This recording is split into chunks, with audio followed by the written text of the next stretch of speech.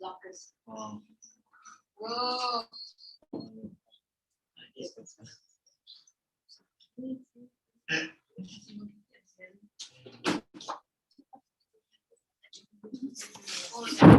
Okay, Grace, you got control again?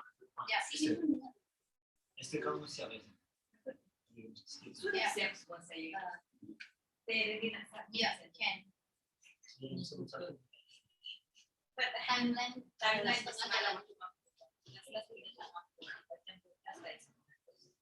Kita ini survive. Drive tak sampai jam 9. Saya malam ni sampai jam 4 ke. Oh, tahan. Saya TV tu tutup lah. Bro. Maaf saya pakai bahasa TV. Ah, Yang tak boleh Mana nak tutup dia ke? Oh, betul. Saya suka cakap jangan.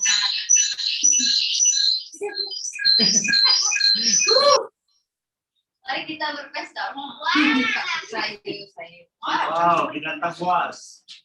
Tak boleh. Bukan lagi satu. Tak boleh. This is like Star Wars. Itu yang top dia.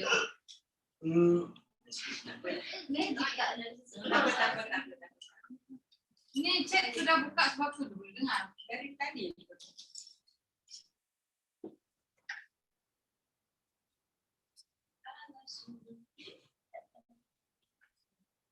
Jadi kat sumber. Sumber. You know lah. This is what lah. No, you don't need to use here. Here ni. Sumber. See, Esther also can do, man. No, I want to do the professional one. Wow. Professional speaker yang saya tu. Professional. Yang baju kuning dia professional. How do you do it? No, you do it.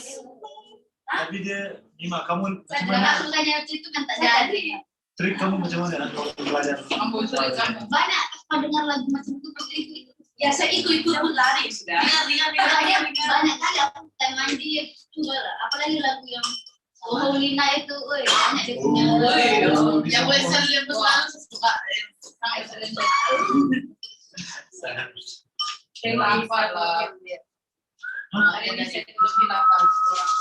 Ayam saya masing bagi dicek.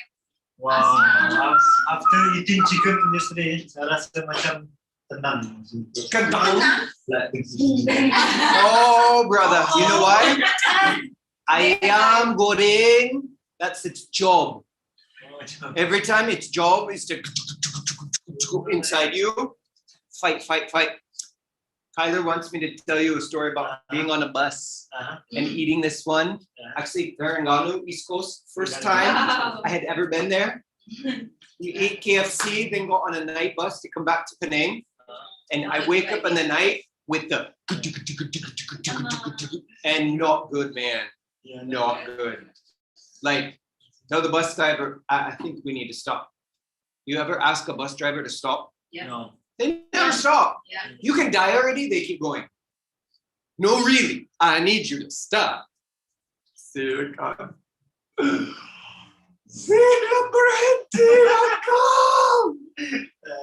I'm leading outreach team, hosting outreach team from US. All the people on the team on the bus, I don't care. Get me off the bus. Run off the bus to this side of the road. Dying already. Feel so much better. Then go on to the bus, sleep to Penang. We get to Penang. Wake, sleep over. Oh, the other muscle. Right there. In traffic in Penang. Jump off the bus, run to a petrol station, nearby one. I just told the team, I will see you back. I will take a taxi back. Just go. So after that, KFC and I are not friends. Cannot tahan KFC. So I am good in maybe same. Zom cannot take. Not strong enough. Like. Saya makan dulu. Dua sahaja makan. We have Elsie also? Yes. Oh, good. She's here. I couldn't see her. Sorry, Elsie. You can see me? Can we begin? Can we start? Wow. All right. Someone stepped on a cat. Okay, who would like to pray like a prophetic prayer? Word of the Lord, thus saith the God of heavens. And also make sure I pass out under the. Oh, wait, cannot. Thank you, my friend. Thank you. Wait. Morning. I'm ready. I'm waiting. You know, if I fall over, then Angie must be changing.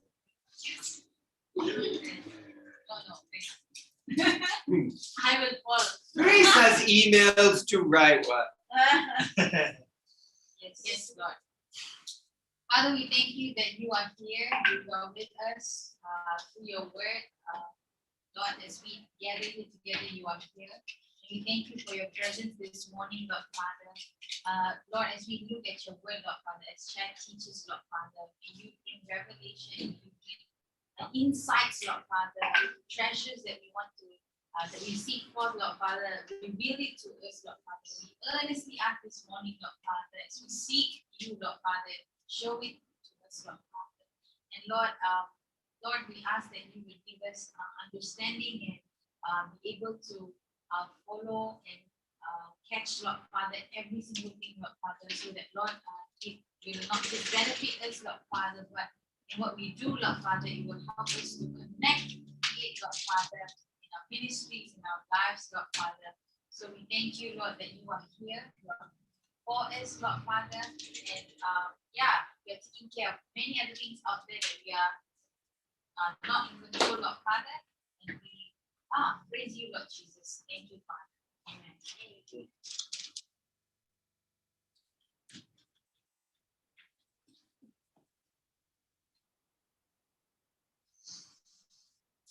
What a blessing and a special treat to be with you here this week. This has been really, especially after like a year of teaching on Zoom, this has been really, really special. And not just for me, also for the Munchkin. So, do you want to tell them what you said last night?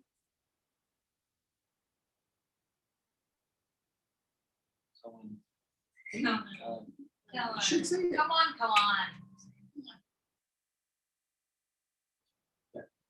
So last night, after you left, we normally read a book each at night. And last night he said, Dad, tonight I don't want to read a book, which is shock because every night, like 2 o'clock in the morning, also must read a book. Wow. So no matter how tired he was. But last night he said, Dad, I don't want to read a book. Can you teach me Bahasa instead? Oh.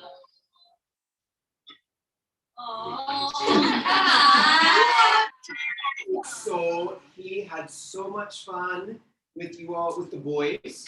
First with the boys, he was upset you left, but he's like, it's okay because we got to play games the first night, so then it's okay.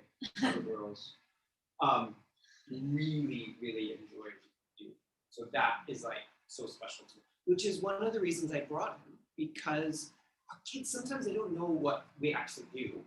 And they know we love Malaysia, we love Malaysians, but they're at school or they don't get to see it. So Kyler being with you all gives him a glimpse of our life, but also gives him a chance to love you and like connect with you. He went beyond just wanting to speak Bahasa last night. So Nicole gave him one chocolate kiss, piece of chocolate every day, like reminder that she loves him. Please give this to Kai so he knows I love her. So last night he says, Dad, how many pieces of chocolate do we have left? Whoa.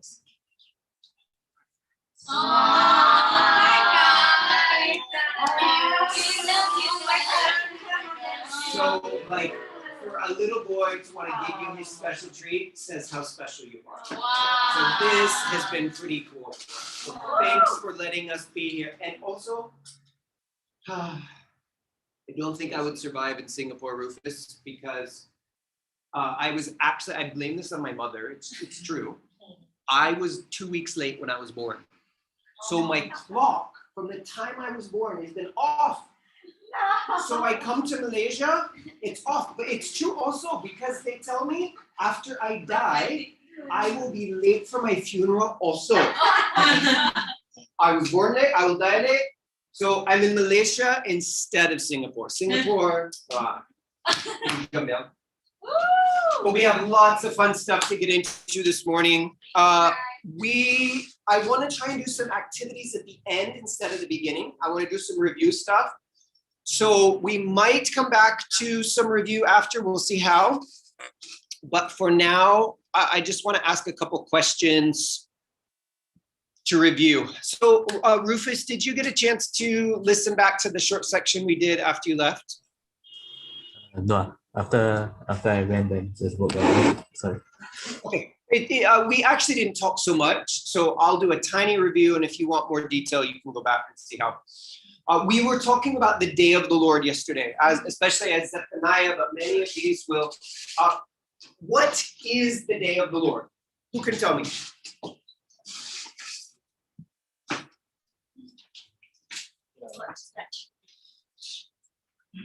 Day of God's judgment. Excellent. When is it?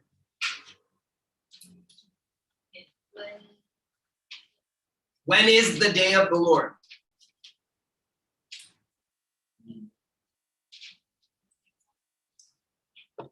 When the prophets come prophesy after prophesy.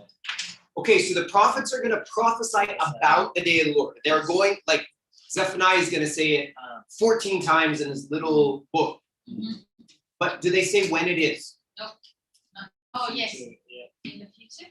It is in the future, and? It is when the foreign nation come and get you. So we described it as like there will be a end big day of the Lord. Mm-hmm. But we also said there are smaller local events where it will feel like the end of the world, but actually it's God bringing justice and judgment and even purification at a local scale, not just so far away at the end. So yes, at the end there will be a final restoration, judgment and restoration, but in the small things, when Israel is taken out of Egypt, that's a day of the Lord for Egypt. Then when the Assyrians come and take away Israel, the northern kingdom, that's a day of the Lord. When God judges Edom and the surrounding nations, they're going to be experiencing a day of the Lord. And then there's going to come, that is going to be at a global level where all nations will experience God's justice and judgment and purification. So there's a day of the Lord. Ha! So this is where it's a bit confusing. So I describe it like this for myself, like a small day and a big day. So there are many small day of the Lord, and they're still called the same. They're called the day of the Lord. But it can be confusing because sometimes we read the day of the Lord and we think only at the end of all things, but actually it's happening in Israel's history many times. Okay? So important clarification. It will feel like the end of the world for those who are experiencing it, but actually that has not yet come. How did we challenge your view of God's anger yesterday, or how do we change your view of God's anger? Or challenge your view of God's anger? This is the part you might have missed a bit of, Rufus.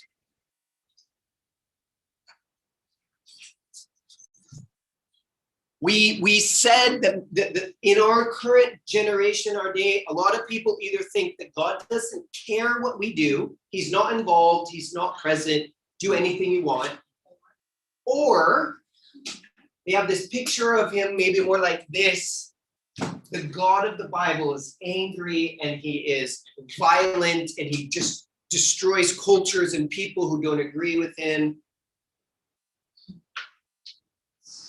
So is this the picture the Bible is giving us? No. What are we learning about God's anger? It is for the sake of renewing them. It is for the sake of renewing them. Okay, so I'm going to beat you up so you make better choices in the future. Like that? No. An example of Kai Kai. Yeah. Tell me. Because you love Kai so much, and when someone punch you will also come and say, no, you're not going to touch me. Okay, so we talked about anger in the context of relationship. So there's different kinds of anger. There's an anger when I don't get what I want, and it's like I throw a fit. I behave very poorly because I'm selfish and I only want what I want. I get mad because you didn't meet my expectations or you didn't give me what I wanted. We said that's not what God's anger is like. There's another anger that is relationship and intimacy and deep connection that when that is threatened, it provokes an emotional reaction. So you try to harm my family, I'm going to respond to protect them, to preserve them because they're so important. But also, sometimes anger is a response to our pain and our sadness. And we see first anger, but behind is this brokenness. And so throughout these late prophets, we're getting a glimpse of God's broken heart because his people have abandoned and betrayed and committed adultery and given themselves to idols. Maybe this story will help to illustrate. My father was a pastor. I grew up in the church. My parents were godly, wonderful, excellent parents, teaching us the ways of God. My friends were not interested in this. So I have like my parents saying, go live like this. And I have my friends saying, do whatever you want. Which one do you choose? So after many years as a teenager, I decided actually it's easier to just go with my friends and just push God away. And I had a lot of questions and I was a bit angry and upset and disappointed in church and leaders, and they hurt me. And so it's easy to just push them away and go do my own thing. But I became more and more selfish, more and more rebellious. I only lived for myself. Terrible example, but maybe it will help you understand. I wanted to be a professional snowboarder. I wanted to get paid to snowboard. Not many people can do this, like professional athlete. So in order to do it, you have to have good photographs of how good you are, video, all that. And it's last time. So a friend said, I'll go take photos of you. So we pay to go to the mountain. We're on the mountain, taking photos. Make sure I look good. I don't care anything about you as long as the pictures turn out. I look good. And we're going up and she drops her camera off the mountain. And what is my response? What is my response? Kai said I should go get it. Her camera's ruined, expensive, right? Yeah. Important. She's a friend. This is just a way to love and care for her friend. What is my response? I'm angry. Why am I angry? Because you lost something. No. She can't take a picture of me. I can't get what I want. And so I yell, you stupid, how could you? Blah, blah, blah. I don't care anything about her. I only care that I can't get pictures that make me look good. Selfish, horrible attitude. So this is how I lived when I was young. In rebellion against my parents. My parents said, go like this. I don't care what you say. I will do what I want. Not honoring to God or parents, right? So one day, my parents, I got a holiday off school, but my parents say, your attitude is unacceptable. You cannot do anything. Stay home. Then my parents go off. They had to do something in another town. And as soon as they left, I called up my friend. I said, let's go climb the mountain. So my parents said, stay home. I go climb the mountain. And in the midst of climbing the mountain, I fall off the mountain. I fell 12 meters down, Wow. broke both my legs, broke my back at the bottom of the mountain. Okay? Wow. How do I feel? I'm mad. I'm sad. As I'm laying at the bottom of the mountain, I'm cursing God. Why? I'm angry, but why? I'm blaming God. God, I said I don't want to follow you because your ways are not enjoyable. I don't like them. I want what I want. I'm not going to follow you. And you're so, oh, I'm better than you. So you're going to push me off a mountain so you can hurt me. This was what I thought. This was my attitude. And I'm like, I will never follow you. You just hurt your people and just make their life miserable. They don't do what you, Is that true? Is that what happened? No. What actually happened?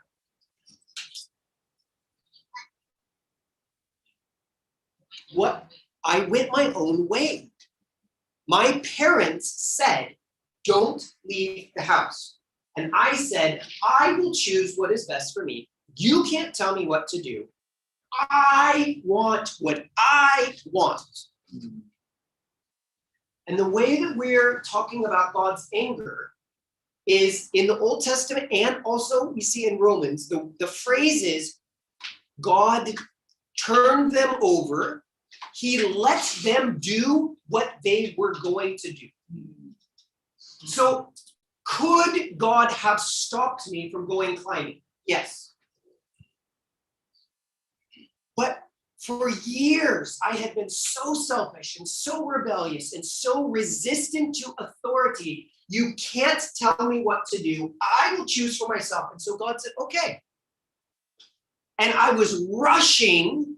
That's when I fell. Because I wanted to go get back home before my parents got there. And then, oh yeah, it was a good part. Deceitful. But actually, in Exodus, we're told to honor our father and mothers, that it will go well with you. I was not honoring my father and mother. I was not honoring God. I was selfish. And in my selfishness, I made a mistake that hurt me a lot. Now, I think a lot of the time when we look at God's anger, it is this type of response where God just says, do what you want. And it uses words like in Ezekiel 39, he turned his back on them. Whatever you're going to do, just go ahead and do it. I won't stop you. And that is God's anger. And actually, we don't want that. We don't want God to turn away from us. Because when he does, we are left to our own wisdom, our own strength, our own selfish rebellion, and we destroy everything. And that's actually the story of Israel. When they rebelled against God and said, let us do it our way, they ruin everything. Giving us over to the natural consequences. So Romans 1 talks about God abandoned them. He gave them over, turned his back. This is Romans 1, 18 to 32. Romans 1, 18 to 32. God abandoned humanity to their evil minds and let them do things that should never be done. God will not force us to live as he designed us to. And Elsie, you asked this question yesterday. You didn't use these exact words, but the idea was, why does God let so many bad things happen? Why doesn't God stop the oppression of his people? Why doesn't he stop evil things from happening? And I think it's a complicated answer, and we could spend a lot of time thinking about it, but there's also this simple side of it. God designs us for relationship. He invites us into relationship. And we see this in humanity and in the garden. And our response is, I want to be God. I want what I want. And that's as an individual, but that also moves to our family and our community and our nation, and humanity has this heart of rebellion against God. And this attitude of, you can't tell me how to live.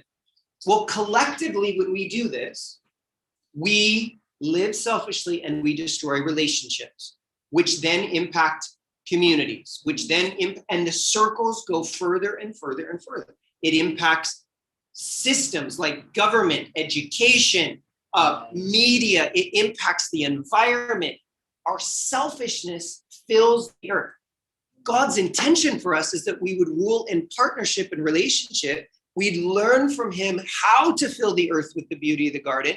And we said, no way, I'll do it myself. And so God lets us because of love. Love will not force us to do it his way. Love gives us a space where we can choose to respond to him, but we're not forced to respond to him. So God's heart, and actually I want to look at this.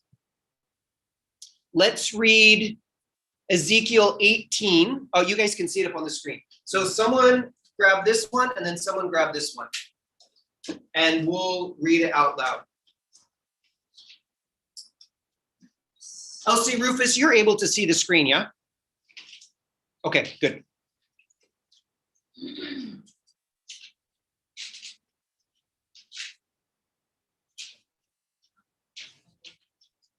Do you think that I like to see wicked people die, says the sovereign Lord? Of course not. I want them to turn from their wicked ways and live. However, if righteous people turn from their righteous behavior and start doing sinful things and act like other sinners, should they be allowed to live? No, of course not. All their righteous acts will be forgotten and they will die for their sins. Go ahead and stop there. He will continue like this. Actually, I don't want to read the whole thing. Read verse 23 again. Do you think that I like to see wicked people die, says the sovereign Lord? Of course not. I want them to turn from their wicked ways and live. His intention is not to smash us and to harm us for our rebellion, like I thought. His intention is to purify us and draw us back. And somehow, like, it's almost like get our attention. If you want to worship these idols, you'll see what happens. And maybe somewhere down the line, you'll come to your senses and realize this is not the way. Can you think of any stories in the gospel that illustrate this? Jesus is telling a story about someone. Sorry? So he's telling a story about someone who wanted their own way. And then after they got their own way, they came to their senses. The prodigal son. I want to take all the money and I want to live my life and party and do everything I want. But it says after all this, he came to his senses. He woke up and realized, oh no. And then he returns back home. I think sometimes God allows us to be in these really difficult situations. So we wake up and say, what are we doing? This life of rebellion and independence from God. Okay. I have no pleasure in the death of the wicked. I want them to change. I want them to turn away from their rebellion. What about Ezekiel 33:11? I need some money. Ezekiel 33:11. As surely as I live, say the sovereign Lord, I take no pleasure in the death of wicked people. I only want them to turn from their wicked ways so they can live. Turn from your wickedness, O people of Israel. Why should you die? This is God's heart. It's not, I hate you, I want to ruin you. It is, I want you to change. And he's allowing judgment as a tool. And what's interesting, again, he's allowing them to be taken captive, but he didn't kill them. A lot of the wicked people were killed already in the siege of Jerusalem, in the starvation, in the famine, all that. This remnant, maybe some of those who are marked, but he wants them to change. Exile is going to be a tool to restore God's people. And what's quite interesting is, and you'll learn this upcoming week with Afka, Israel's actually going to leave their idolatry behind. When they come back from exile, their hearts are different. And they become a very religious, devout, focused. And by the time of Jesus, we have the Pharisees. And they are like every single piece of their life is ordered around God's ways. And they don't want to touch anything that is of the world. They've learned. Like, yes, they missed something, but they also understood this idolatry that we've experienced for so many hundreds of years is not okay. And they actually changed. After a time in exile, many are going to leave their idolatry behind and they're going to have a desire to be different.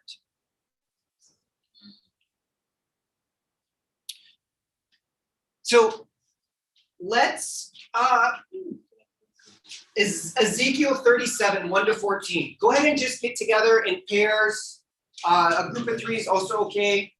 And what I'd like you to do is sometimes we make this very like God's raising up a generation of Malaysians to. I do that. I pray for that. But this is actually in history. God called a prophet to do something radical. This is like one of those spoken word acts. And in the midst of doing this, God is going to communicate a very powerful message. What is God communicating here? So look, just make some observations and then we'll talk about interpretation after. Rufus and Elsie, I think for this one, we'll just let you work by yourself instead of putting you in a breakout room because it should only take about 5 minutes.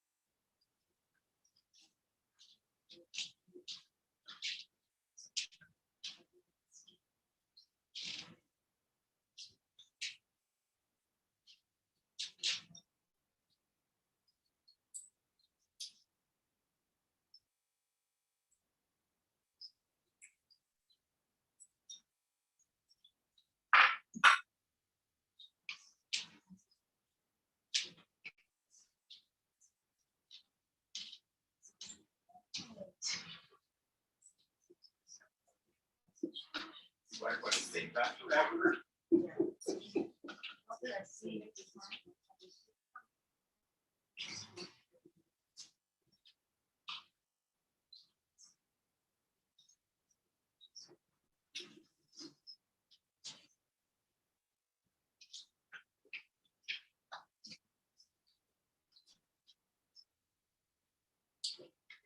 So we don't have, oh, there they are.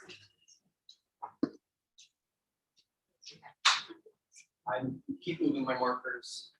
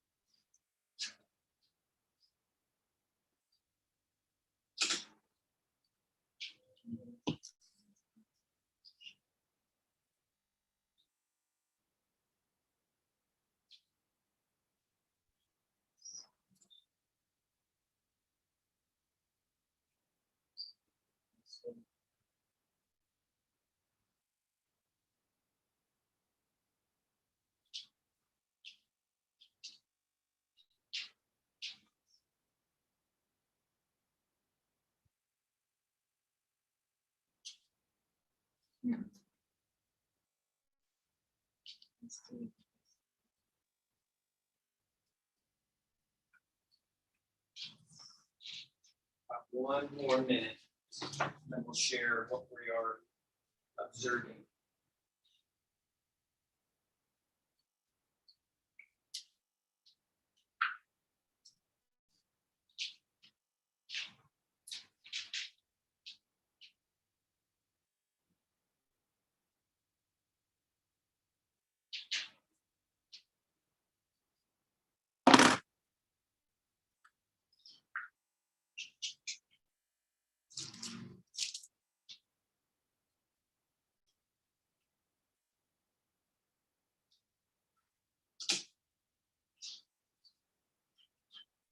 All right. What is happening here? Prophetic. There's a prophetic movement. Tell us more. Dry bones come to life. Dry bones are coming to life. Does this actually happen? No, doesn't happen. So there's a prophetic element. There's a spirit. It's symbolic. So this is the prophet and God doing the symbolic act. What is it symbolic of? Maybe I'll ask Rufus and Elsie first. What is this symbolic of?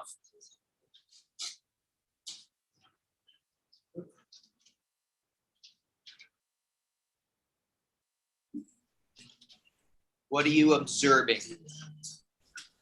God's restoration of Israel. Restoration of Israel. Tell us a little bit more. The bones represent them in exile, and they are like in Babylon now with no hope.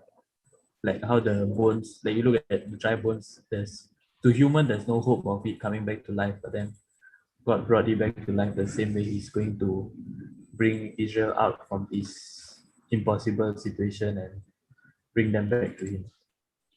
Exactly. You got it. Well done. Elsie, any more thoughts? What are you observing in this passage? And He will put His Spirit in them. Yeah, and they shall live. And He will place them in their own land. And they will know that He is the Lord and have spoken it and performed it. Excellent. Excellent. Okay, so this is a very specific symbolic act to communicate a specific message. Rufus says they have no hope because they're in exile. And this is a way of communicating God is not finished. He's going to restore them to life. And that has to do with even restoring them to the land, returning them to the land. But He won't just send them back to the land. He's going to fill them with His own Spirit, and it's going to be different than it was before.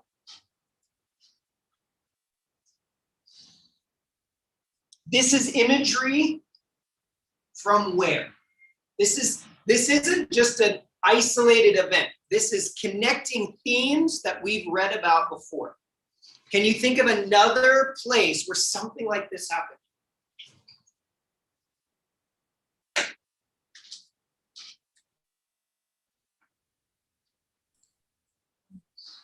Genesis. Woo! You nailed it. This is to connect us back to the creation account where God comes and fills humanity and then gives them purpose of ruling the earth. This is a recreation of people made in God's image. This is restoration of humanity to God's intention, where once again He's going to fill us with His Spirit, taking us from being dead to alive. And it's as a nation, but also as His people. Well done, Rufus. Woo! The purpose of exile, the purpose of judgment is to purify those who are willing to be purified. And it is the restoration of all things. God's intention is the restoration of all things. And it's going to begin in a return to the land. So they've been exiled, they've been taken away, they'll be there for a long time, but they're going to return. So let's look at these promises that they will be allowed to return. Just go around the room. We'll start with Angie at the top. And actually, you know what? Rufus, why don't you take the first one? Elsie, you take the second one. Nima, third one.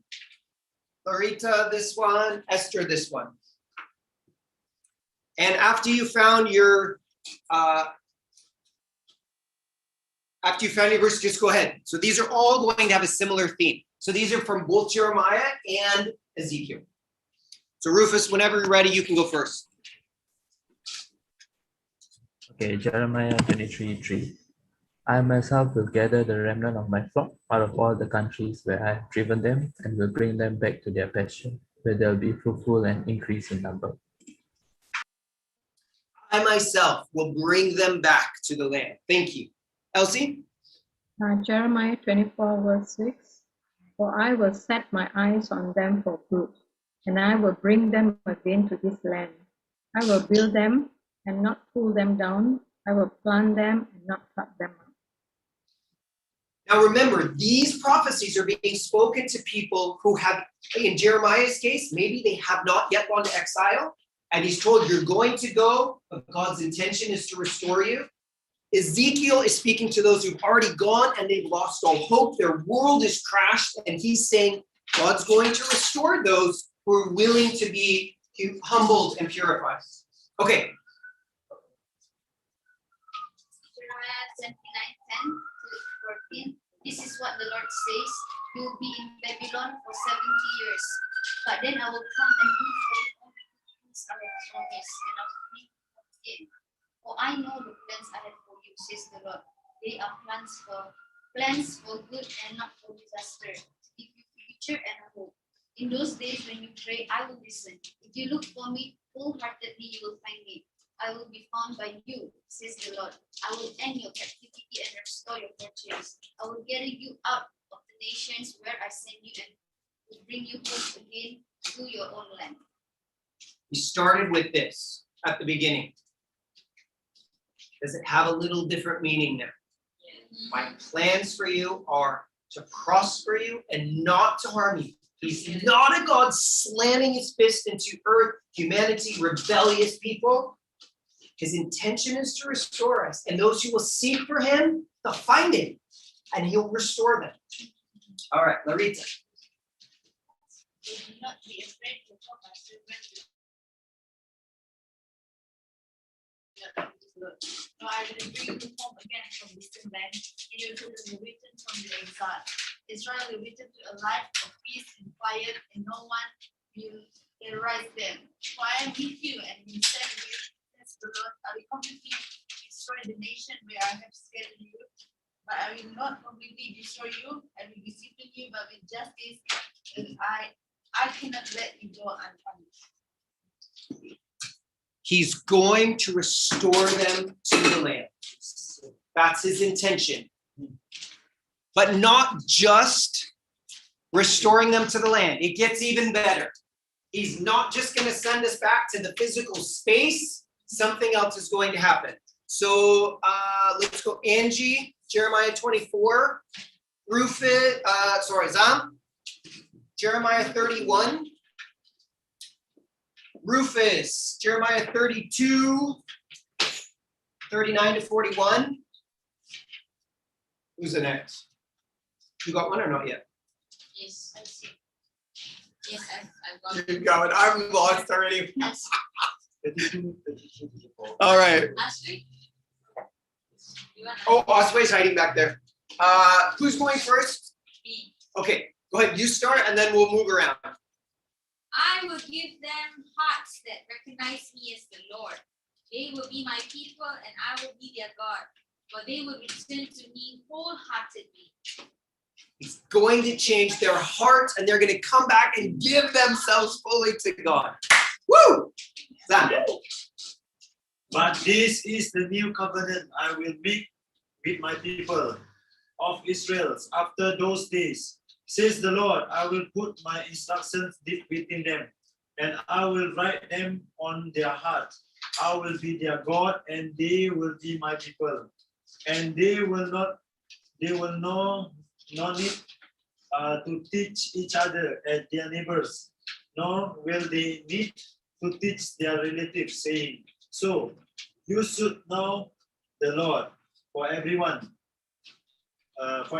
from the least to the greatest will know me already, says the Lord, and I will forgive their weakness, and I will never again remember their sin. God's redemptive plan is to restore us to his design, our image as his sons and daughters. He's going to transform us and make it possible for us to love him. Hearts of stone. He's going to write his ways on our hearts. He's going to change our hearts. Okay, who's reading 32, 39? Or did I give that one to Rufus? Me, yeah. Go for it. I'll give them singleness of heart and action so that they will always fear me, and that all will then go for them and for their children after them. I'll make an everlasting covenant with them. I'll never stop doing good to them, and I'll inspire them to fear me so that they will never turn away from me. I'll rejoice in doing them good, and I will assuredly plant them in this land with all my heart. Transforming them, planting them in the land. Who's got Ezekiel 11, 19 to 20?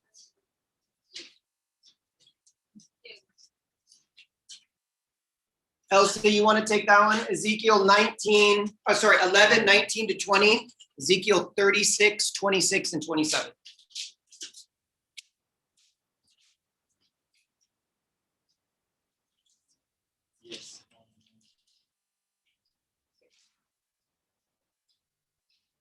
Elsie, do you have Ezekiel 11, 19 to 20?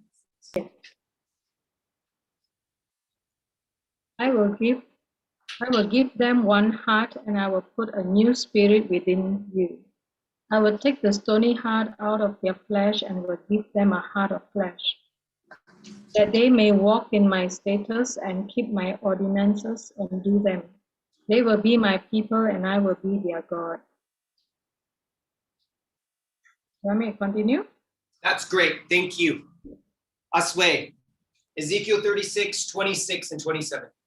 And I will give you a new heart, and I will put a new spirit in you. I will take out your stony, stubborn heart and give you a tender, responsive heart, and I will put my spirit in you so that you will follow my decrees and be careful to obey my regulation. Yeah.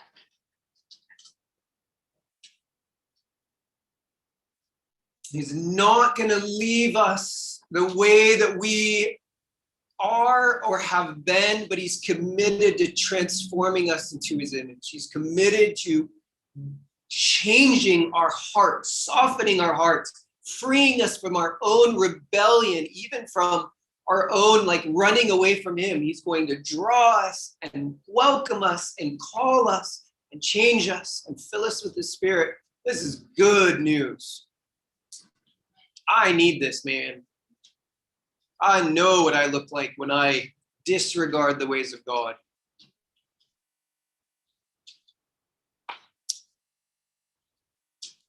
And there's a new covenant coming.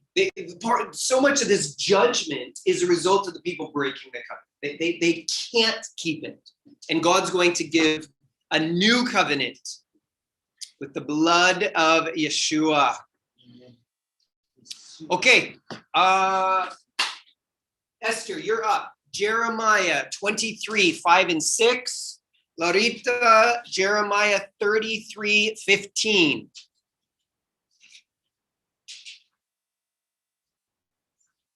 Then Okola lasted after other level instead of me, and she picked. Oh, sorry. Are you in Ezekiel? Yeah. We keep going back and forth, sorry.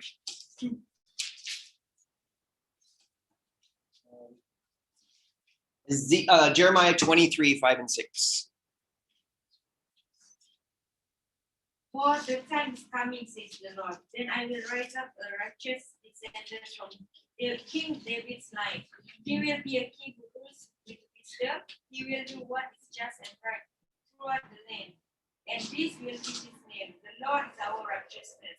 In that day, Judah will be safe and Israel will live in safety.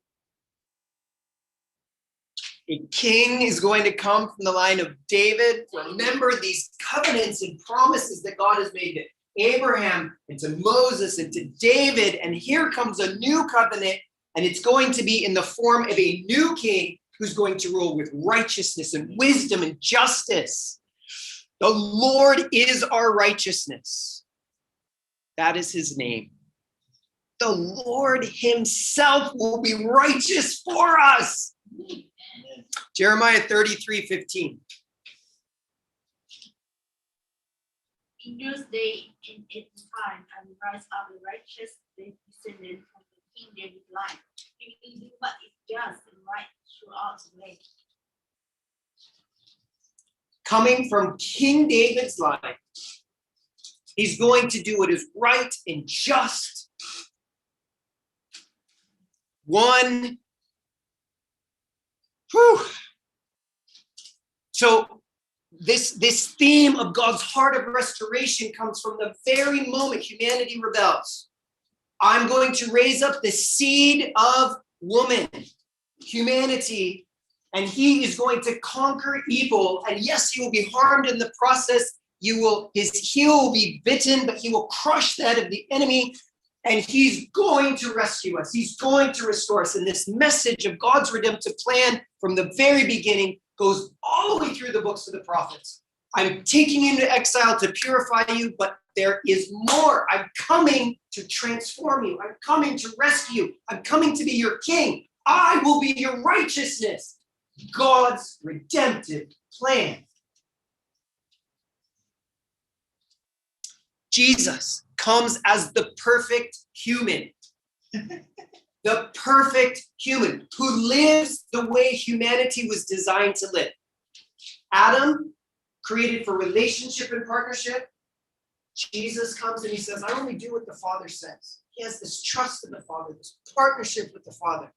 He comes and shows us how we're supposed to live as relational partners, perfectly representing the Father.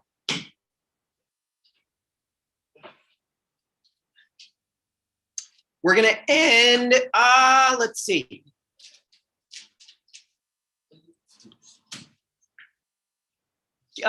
We're 5 minutes away from break. Can you guys handle 5 more minutes, Nima? Okay.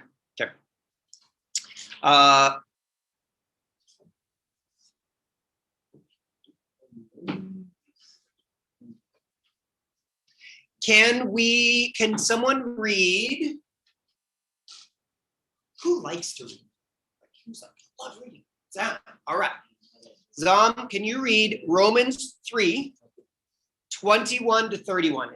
It's a 10 verses, so it's a little longer. Romans 3, 21 to 31. But Christ took our punishment. 21 to 31. 21 to 31, yeah. But now God has shown us a way to be made right with him without keeping the requirements of the law, as was promised in the writings of Moses and the prophets long ago. We are made right with God by placing our faith in Jesus Christ, and his is true for everyone who believes, no matter who we are. For everyone has sinned. We all fall short of God's glory standard. Yet God, in his grace, freely makes us right in his sight. He did this through Christ Jesus when he free us from the penalty of our sins. For God presented Jesus as the sacrifice for sin. People are made right with God when they believe that Jesus sacrificed his life, sending his blood. This sacrifice so that God was being fair, even he held back and did not punish those who sinned in times past. For he was looking ahead and including them in what he would do in this present time. God did this to demonstrate his righteousness. For he himself is fair and just, and he makes sinners right in his sight when they believe in Jesus.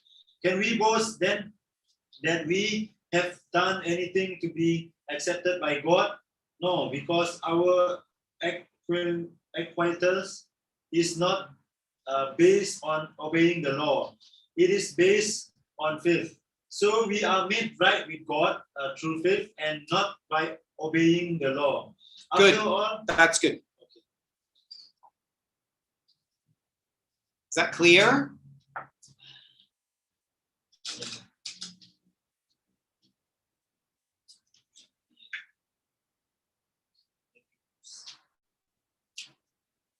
We are made right in God's sight when we trust in Jesus to take away our sins.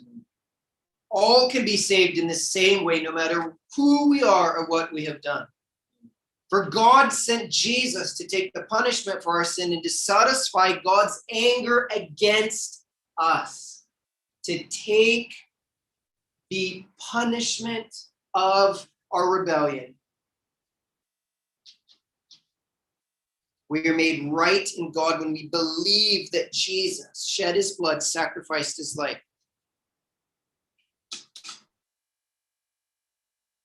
Can we boast that we've done anything? I want to end this section with this. Turn to Jeremiah chapter 23. Sometimes people say, why didn't Jesus just say that he was the Messiah? Why didn't he just come out and say, I'm the one that God promised? The answer is he did. He just was using the language of his culture. He wasn't saying it in Malaysian English in 2021.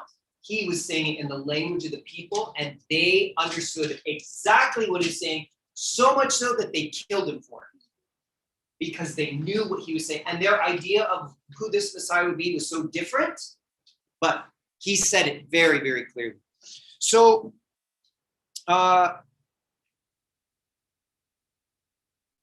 let's start in Jeremiah 23, verse 1. This whole section is going to be contrasting the shepherds of Israel, the leaders and the rulers and the priests and the kings, and Jesus as the good shepherd. And we're going to read about it in Ezekiel as well. But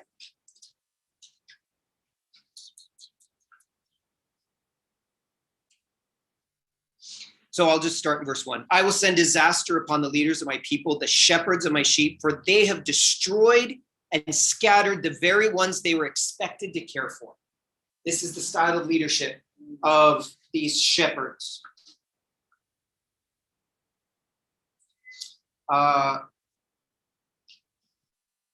This is what the Lord, the God of Israel, says to these shepherds. Instead of leading my flock to safety, you have deserted them. You've driven them to destruction. So now I will pour out my judgment on the evil you have done. I'm going to go after my flock. I'm going to bring them back. Then I will appoint responsible shepherds for them, and they will not be afraid, and not one of them will be lost or missing. Then he goes to talk about Jesus coming as David's descendant, being on the throne. Now jump over to Ezekiel 34. So again, these guys are saying very, very, very similar things at the same time. Ezekiel 34.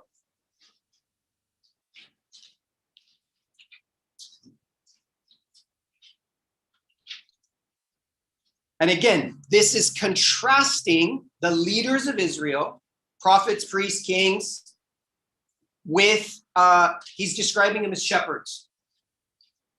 Son of man, prophesy against the shepherds, the leaders of Israel. Give this message. Destruction is certain for you. And if, as we go on, he just says again and again, shepherd, shepherd, shepherd, shepherd, shepherd, shepherd, making this link between ruler, leader, priest, shepherd. You abandon my flock. This is verse 8. You abandoned my flock. You let them be attacked by every wild animal. Though you were my shepherds, you didn't search for my sheep when they were lost. You took care of yourselves. You left the sheep to starve. So hear the word of the Lord, shepherds. I now consider you my enemies. I will hold you responsible. I'm going to rescue my flock from your mouth. The sheep will no longer be your prey. The shepherd is acting like a wild animal. He's consuming the very sheep he's supposed to take care of. And now, verse 11. Angie, read 34, 11, and 12. For this is what the sovereign Lord says. I myself will search and find my sheep. I will be like a shepherd looking for his scattered flock. I will find my sheep and rescue them from all the places where they were scattered on that dark and cloudy day. Okay. Luke 15, verse 3. Someone read Luke 15, 3 up to 7. So Jesus told them this story. If a man has 100 sheep and one of them gets lost, what will he do? Won't he leave the 99 others in the wilderness and go to search for the one that is lost until he finds it? And when he has found it, he will joyfully carry it home on his shoulders. When he arrives, he will call together his friends and neighbors, saying, Rejoice with me because I have found my lost sheep. In the same way, there is more joy in heaven over one lost sinner who repents and returns to God than over 99 others who are righteous and heaven straight away. So through the prophet Ezekiel and Jeremiah, God is saying, I'm a shepherd. I'm going searching for my sheep. Jesus comes on the scene and he says, if you had a lost sheep, wouldn't you go after them? Who's he speaking to? I think he's addressing the Pharisees and the leaders, and he's going to be pointing out to them, remember back when the prophet spoke against the shepherds of Israel? You're doing the same thing now, and I am the one who's going to search for my lost sheep. So we're going to end with this. John 10:10.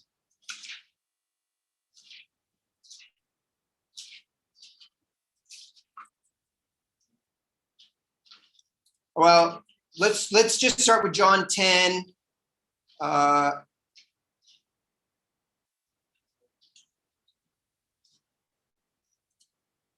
Let's just start in John 10:1. Someone start reading. I tell you the truth, anyone who sneaks over the wall of a sheepfold rather than going through the gate must surely be a thief and a robber. Keep going. But the one who enters through the gate is the shepherd of the sheep. The gatekeepers opens the gate for him, and the sheep recognize his voice and come to him. He calls his own sheep by name and leads them out. After he has gathered his own flock, he walks ahead of them and they follow him because they know his voice. Okay, skip down to verse 11. I am the good shepherd. The good shepherd sacrifices his life for a sheep. What about verse 14? I am a good shepherd. I know my own sheep and they know me. These Israelite Pharisees are completely saturated in the Old Testament. They know the whole thing by heart. That's what makes them religious leaders. They know the prophecies of Jeremiah and Ezekiel saying, the shepherds have done it wrong, but I'm coming as a shepherd to my people. And Jesus says, I'm the shepherd. I'm the one who's going searching for the sheep. I'm the shepherd. You hear me? You respond to me. I'm the shepherd. He's saying, I'm the one prophesied about. And they try to kill him as a result. God's redemptive plan. He's going to rescue us himself. Let's take a break. 10 minutes. We'll come back at 10:15.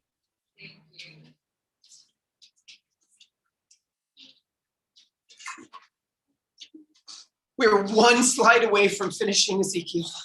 Wow. Sorry, we'll get it. We'll get there. Now you know GRP for the week. I hear you have a hard time with GRP. I think maybe in DBS it's one of the things that's harder to understand. So that's one reason I try to teach the books like mix, because they're saying the same thing.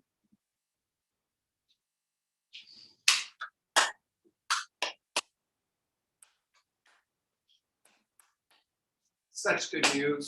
Yep. I needed Jesus so much. I still do. But I think about how I lived back then. I'm like, oh my word. Thank you, Jesus, for not letting me die in my rebellion at the bottom of that cliff. Wow. Ada gambar tu dia. Ada.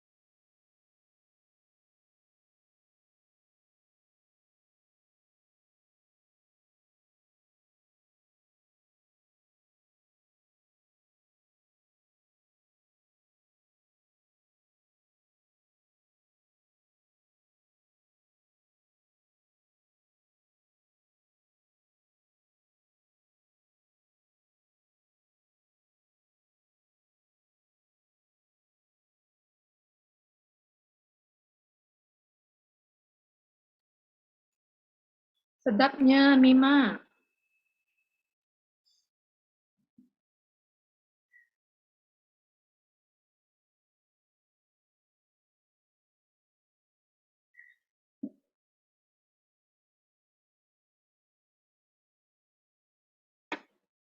Can't hear you.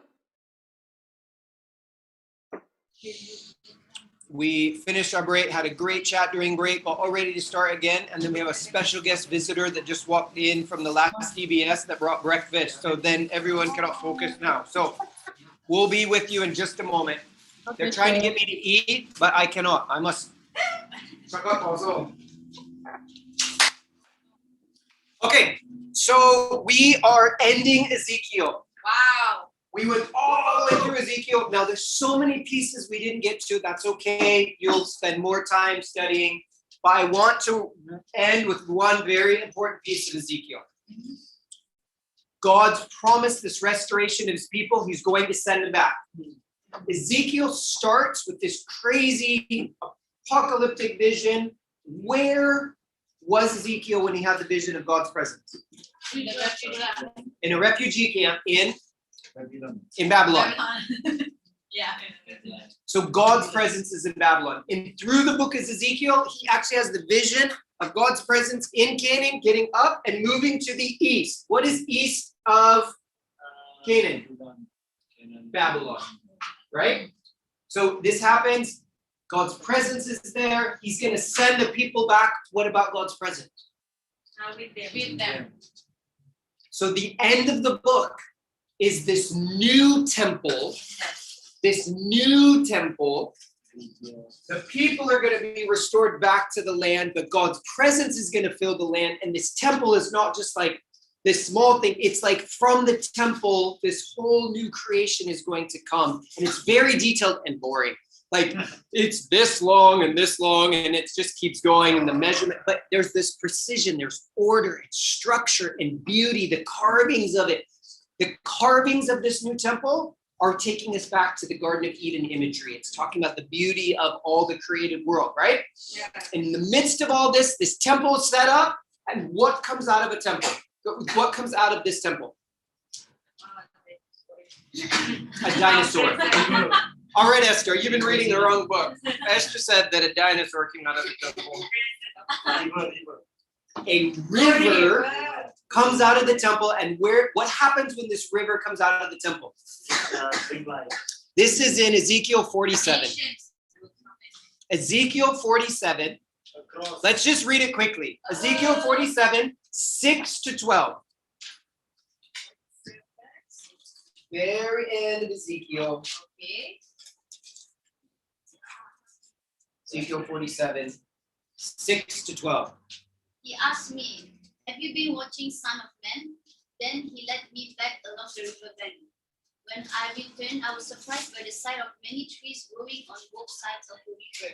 Then he said to me, "These rivers flow east through the desert into the valley of the Dead Sea. The waters of this stream will make the salty waters of the Dead Sea fresh and pure. There will be swarms of living things wherever the water of this river flows. Fish will abound in the Dead Sea, for its water will become fresh. Life will flourish wherever this water flows. Fishermen will stand along the shores of the Dead Sea, all the way from En-Gedi to En-Eglaim. The shores will be covered with nets drying in the sun. Fish of every kind will fill the Dead Sea, just as they fill the Mediterranean. But the marshes and swamps will not be purified; they will still be salty. Fruit trees of all kinds will grow along both sides of the river. The leaves of this tree will never turn brown and fall, and there will always be fruit on their branches. There will be a new crop every month, for they are watered by the river flowing from the temple. The fruit will be for food, and the leaves for healing."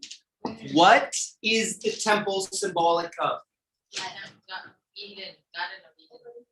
Keep going. What's the temple symbolic of? In Israel, New creation. No, presence with presence, of God. God's presence. So from God's presence, what's coming? Restoration. Restoration. And the words used is wasteland imagery, Yeah. right? And water imagery. Where have we heard that before? Garden of Eden. Oh. This is creation imagery. It's a recreation. It's a renewing and a remaking of all things. Out of the wasteland, we're talking about, he specifically uses desert, or the word is wasteland. This river goes into the wasteland and it brings life. And what kinds of life does it bring? What specifically do you observe? What happens as this river goes? There's fish.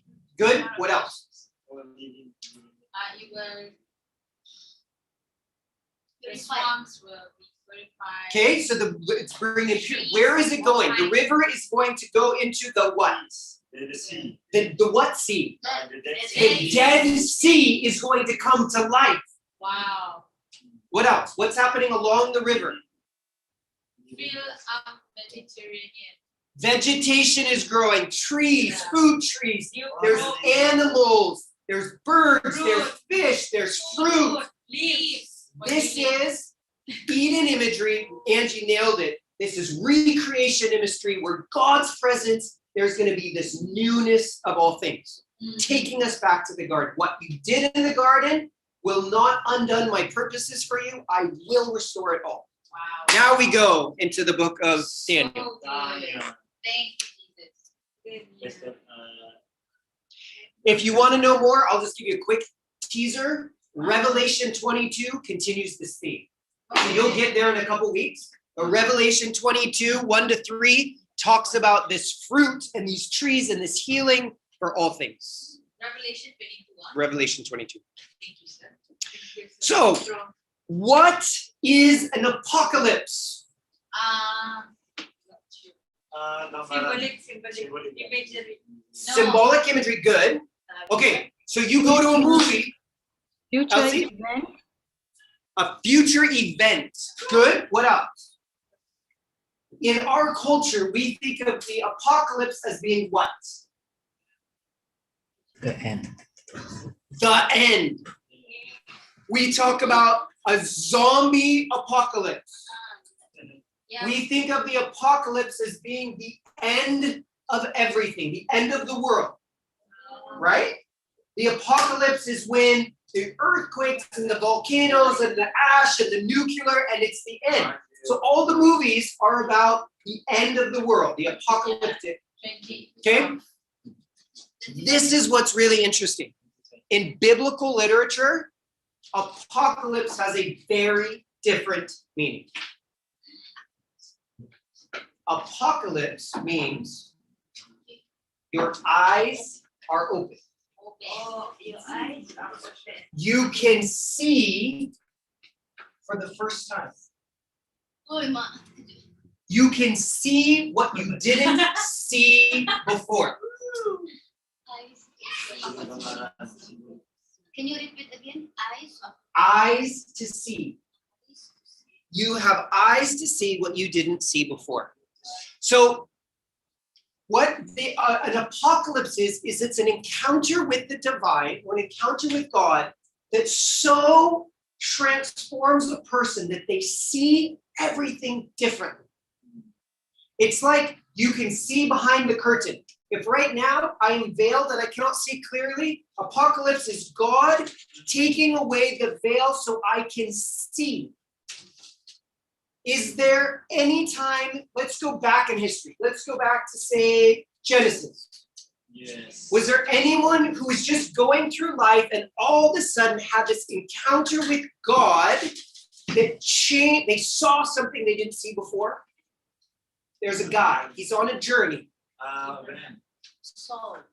Saul. It will happen to Saul. We'll come to that in just a moment. Yes, you are correct. But someone is on a journey and they go to sleep and they have this. Jacob. And what does he say? Oh, bless me. Bless me. He did say that. He has this eyes open experience. He sees a staircase going to heaven, to the heavens, angels going up and down. And what is his response? This is in Genesis chapter 26, verses 11 to 17. He wakes up and he says, don't read it. What do you remember?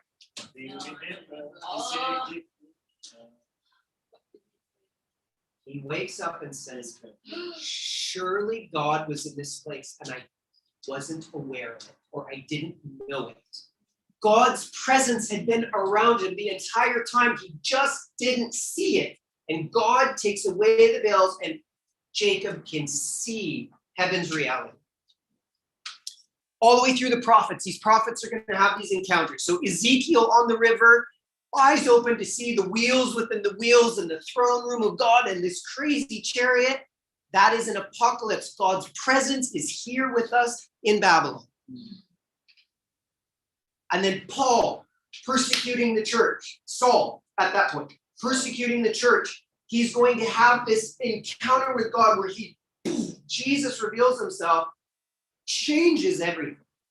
His eyes are open. So an apocalypse is an encounter with God so intense, it changes how we see everything. It's what happens when we see God's perspective. We get God's view. Okay? So this is an apocalypse. But we also have something called apocalyptic literature. We're not going to have time to watch a video. Bible Project has a great video to help us understand. Because what happens when you see from God's perspective, how do you describe this? So Ezekiel's talking about this floating thing, and there's wheels, and there's eyes on the wheels, and then there's these beings with 4 faces, and they're going in 4 directions, and they have these wings, and then there's someone who looks like the appearance of the glory of God. How do you describe this, seeing from heaven's perspective? So the writing is very symbolic. It's full of imagery and metaphor. It's not necessarily literal. This is exactly what it is. It's poetic, it's imaginative, and it's full of strange images. And the key to the understanding of this is to go back and connect it to previous things. So like the narrative, when we hear more things, because the narrative is telling what's going on, and the poetry is like, what does this feel like?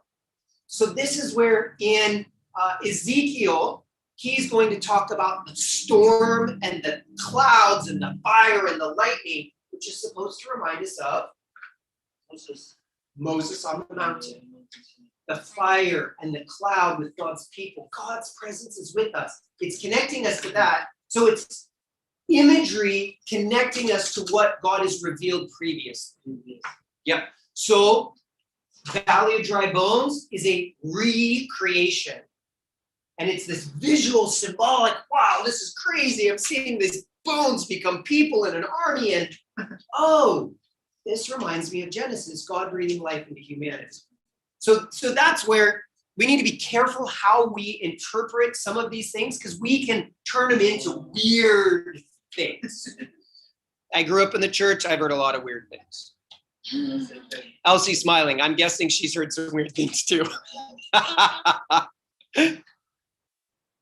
All right. History. Back to history. Theo's favorite part.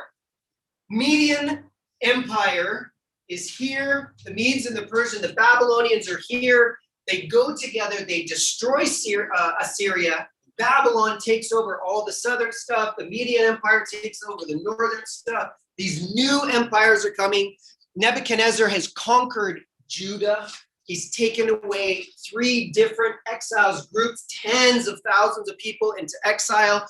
The temple's destroyed, the city's destroyed, and Nebuchadnezzar returns to Babylon. And in these prophetic books, we learned he takes the skilled laborers. It's like in the conquering of all these kingdoms, he goes through and he takes the most skillful, best of the best of all these different nations. He takes them back and he uses them to build a city. He put them to work. He renovates and constructs a capital full of palaces and temples. And Babylon is going to become the most powerful, influential, significant city in the known world.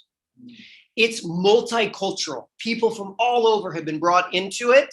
They are practicing lots of different things. They've got lots of different religions. But at the core is this worship of Marduk. So this is an artist depiction of a key gate. It's called the Issachar gate going into the city. And it's full of images of Marduk, their god. And it's beautiful. As you come into the city, these are actually in museums. These are reliefs of these lions. As you come into the city, the walls are covered with these lions, and it's one of their goddesses of love and war.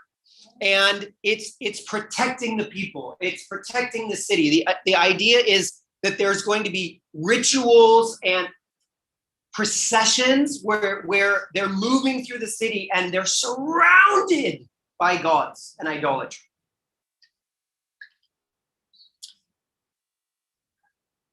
Babylon's worship of Marduk is connected to Nebuchadnezzar's conquering of everything, because the battles on land are connected to what? God, the spiritual realm. The spiritual realm. So if Nebuchadnezzar has conquered the known world, what does that mean about his God? He's winning. His God is winning. So Marduk, the worship of Marduk fills Babylon. Historians suggest that there were 14 sanctuaries in the heart of the city, another 29 major temples throughout, hundreds of shrines for worship. Worship was the core of Babylonian society. Worship influenced every facet of life. And worshiping other gods is normal for everyone. So God's people are exiled in a land. They are completely cut off from any reference to Yahweh. Wow. They have no, everything around them, like it's all been removed. Everything around them is idolatry. As a result, many Israelites are going to turn away from Yahweh, and they're just going to adopt the culture around them. They're going to look like everyone else. And you think, again, for 800 years, they've already been worshiping everything else. This is like they're going into the heart of idol worship, and it's going to do one or two things. It's going to them, or it's going to them. They are going to be blank by this, or they will be blank by this. What are the two options? Punish or purify. They're going to be punished or purified. They're going to look like everyone else and they'll disappear into idolatry and idol worship, or they're going to look so radically different, they're going to stand apart. Read Daniel chapter 4, verse 30. Daniel 4, verse 30.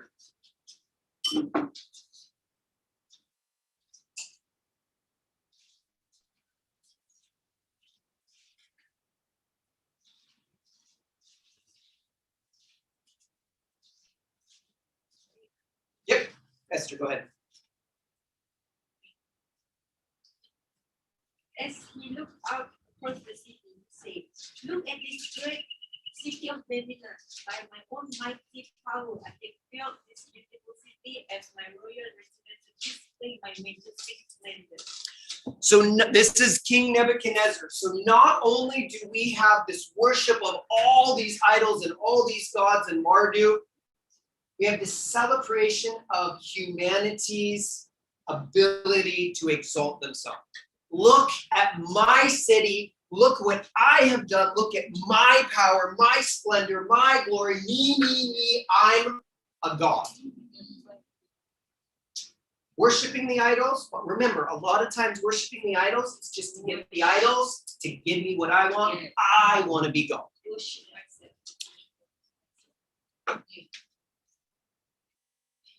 When does this take place? Have you been getting the notes? Not yet. Not sure. Not sure. Not sure yet. We already. I've been sending them to Grace. Maybe in Okay, maybe they're out there. You have Rufus, Elsie, have you seen them yet? Ah! Not yet.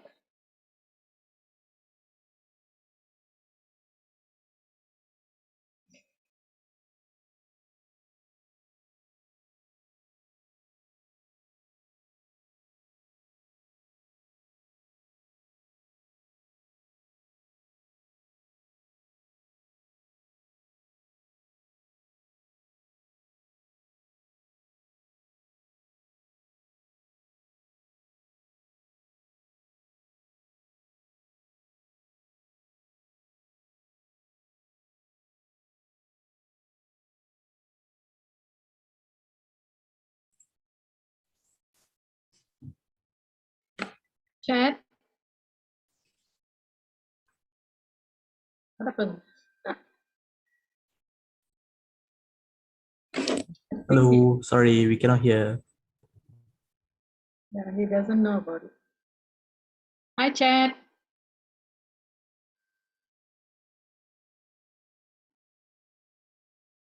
We lost him. Hi, Chad. No, sorry. Do you have Grace's number? I can message her. Yeah.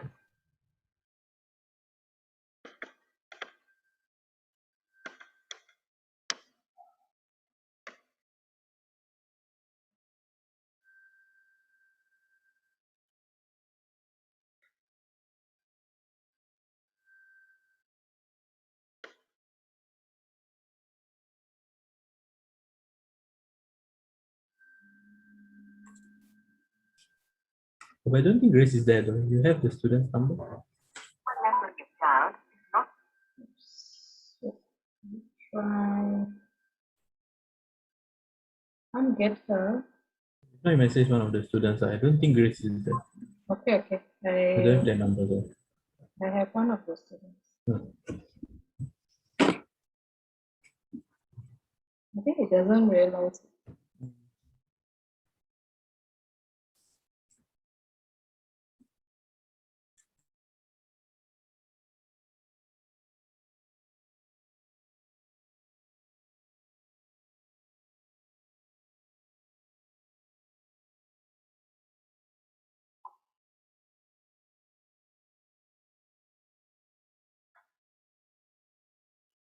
She's not online yet. I tried to call her.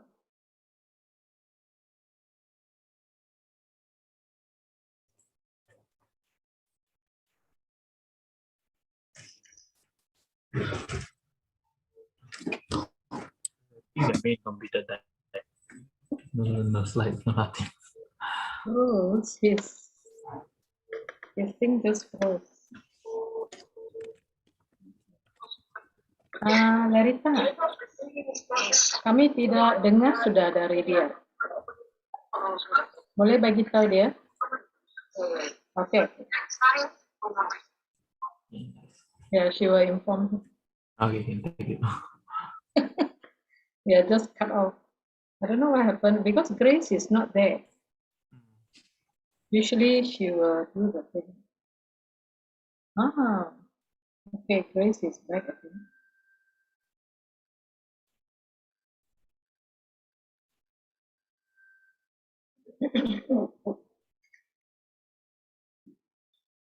Who's that? Oh, MG. No, Esther. Esther tidak dengar. Kejap Aunty, dia terkeluar. Siapa? Ini chat Oh, okay. masalah connection problem. Yeah. Rufus, sorry, we have a connection problem. Yeah, okay, no problem. Thank you. Grace is back. Okay.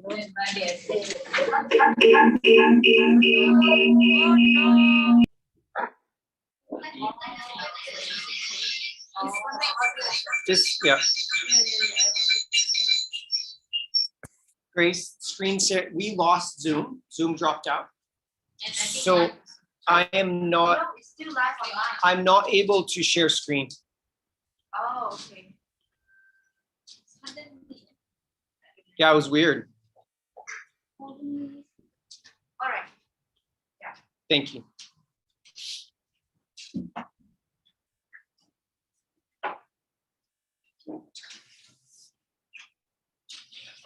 Elsie, can you hear us? Yes. What is the last thing you heard before you lost us? You were saying, when we said that we didn't receive the slides, and The that notes. then you froze.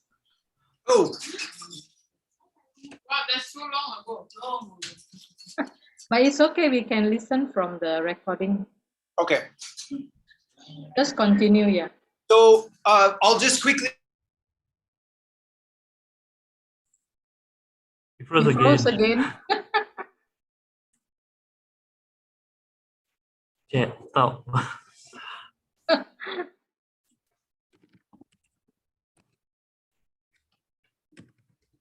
He froze again. You want to tell them before he explained the whole thing. Daniel's being them back. So it's written to the exiles who are leaving the world's largest, most powerful, influential city, and they're going back to the wasteland of Jerusalem because everything's been destroyed. They are needing a message about a sovereign God because they've got to be wondering, like, everything we know has been removed. Can we even become a people again? Is it even possible for us to have a national identity? Is it possible for us to build the temple again, to build Jerusalem again? Is God the same God now as he was in our history? Can we depend on him? And this book is going to put God at the center of world events and say, God is sovereign over all creation. All these powers coming and going, don't worry about them. Put your hope in God.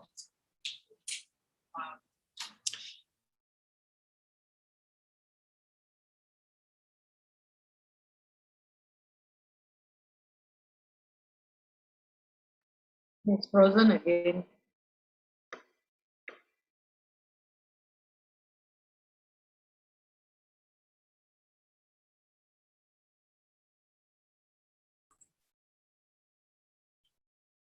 Is it raining there?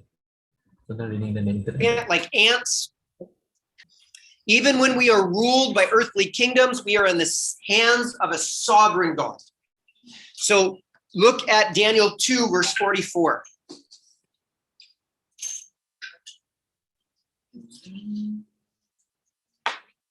Yep, go ahead. During the reigns of those kings, the God of heaven will set up a kingdom that will never be destroyed or conquered. He will crush all these kingdoms into nothingness, and he will stand forever.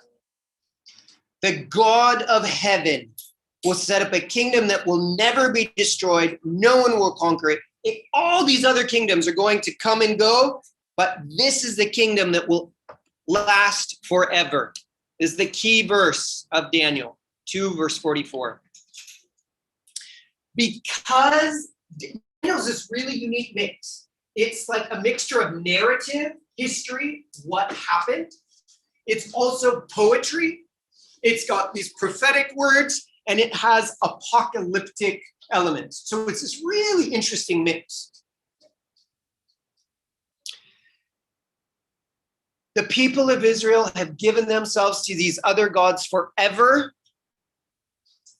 And now they are in the center of the heart of evil. And what's really interesting is somebody's going to stand apart. Wow. This to me is just crazy. Why would these young men, surrounded by so much evil and oppression, and in that sense, for them, opportunity to just give in, why would they ever resist the pressures around them and give themselves to God? 800 years their ancestors have resisted God. What makes these guys so different? Why did they choose to worship God instead of giving in to the culture? And every time they honor God and they stand up and defy the foreign leaders and religious institutions, political, every time they do it, God exalts them. Every time they do it, their influence grows. So here's a really interesting idea. We said Zephaniah and Jeremiah prophesying about change their hearts may have got the attention of King Josiah. And God uses King Josiah to bring a reform in the nation of Judah in Jerusalem. These guys were little kids during Josiah's reforms. Instead of being surrounded by the images of idolatry of Manasseh, they are growing up with the awareness of God's character, or new heart for the covenant, a commitment to the Passover, And it so influences them that they are going to spend their entire life in the middle of the most evil empire on the planet, and they will not bow. What does this say about our rootedness in God's character and word as young people? If we can be rooted in God and his ways, nothing can tear us apart. Nothing can make us bow. Nothing can make us give in. Nothing can influence us to say, I'm going to look like everyone else. We will stand even if it costs us our life. What kind of impact will that have on your nation if you become these kind of people?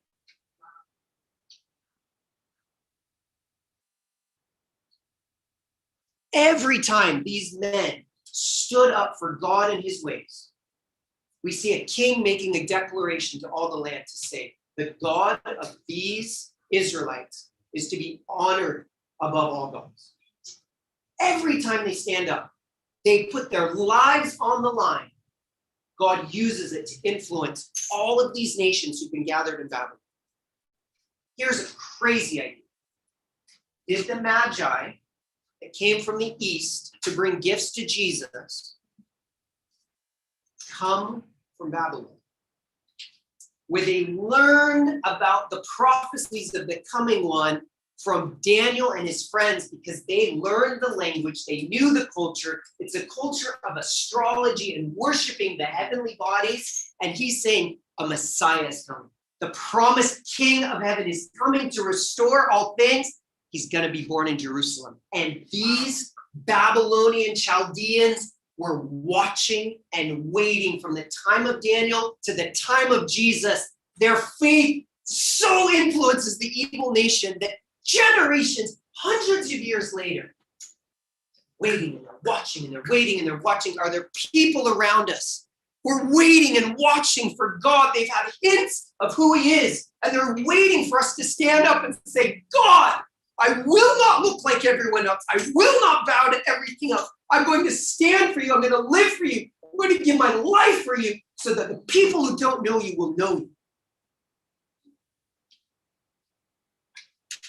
They were young men. These aren't people who spent their entire lives studying. These are young men who said, we're going to stand apart.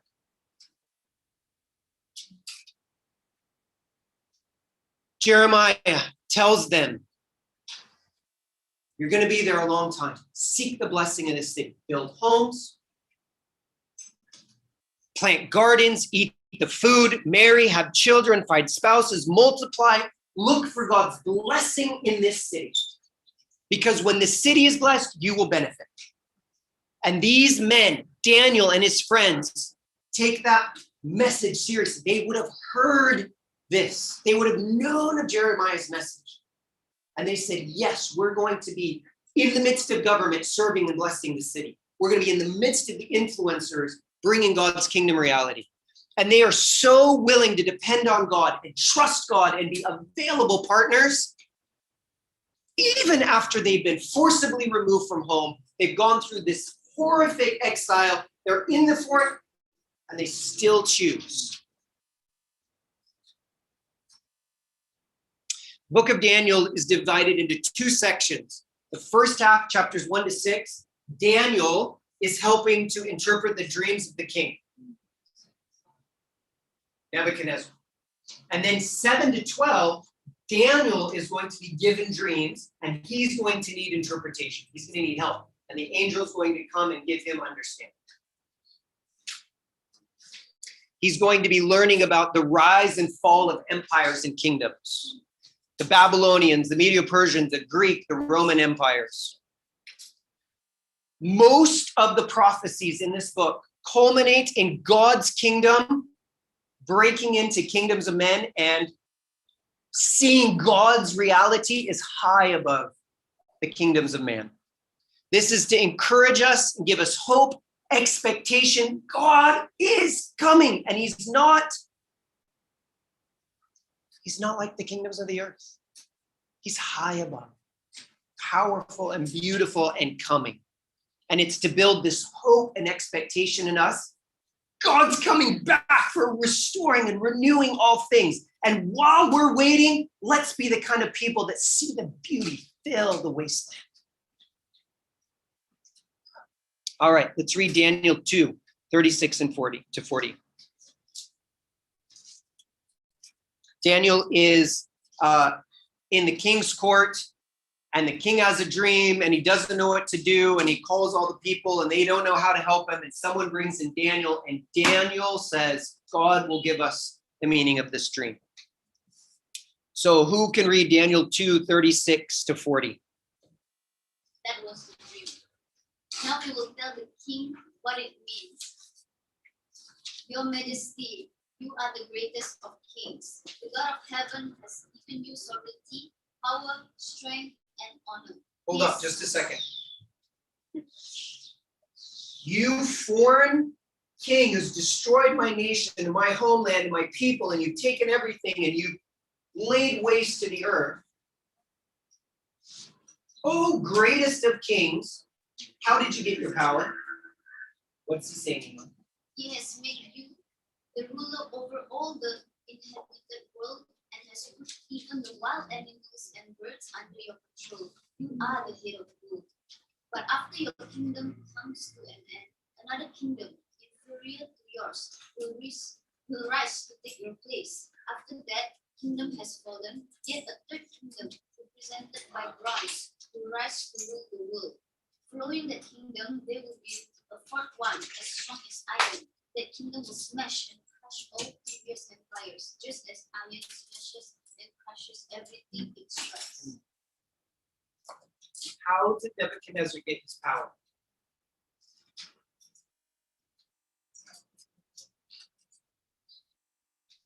How did he get his power? His authority.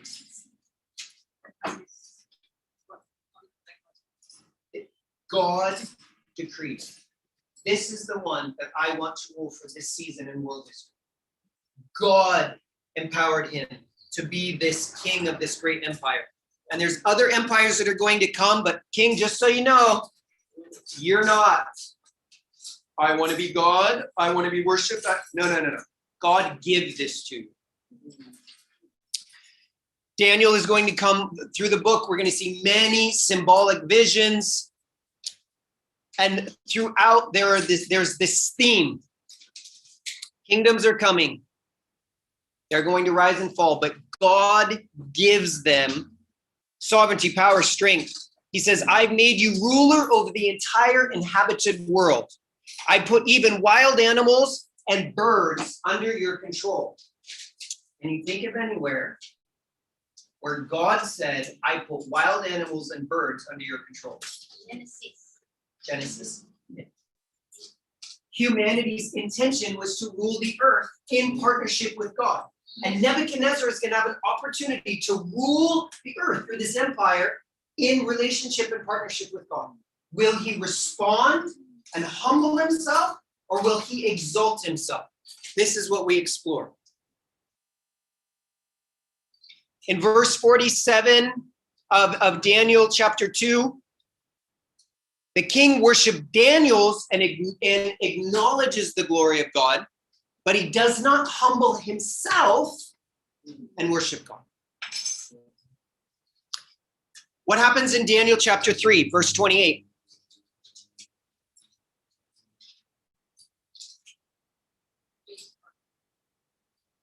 Daniel chapter 3. Sorry, I skipped to the end. Sorry. What happens in Daniel chapter 3?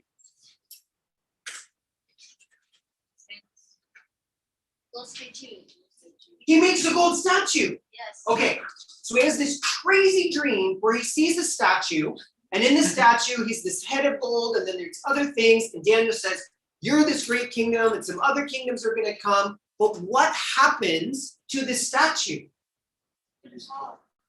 It's destroyed. This like huge rock, this mountain that fills the earth comes and destroys the statue. And Daniel's telling the king, humble yourself before this king that has given you all of this.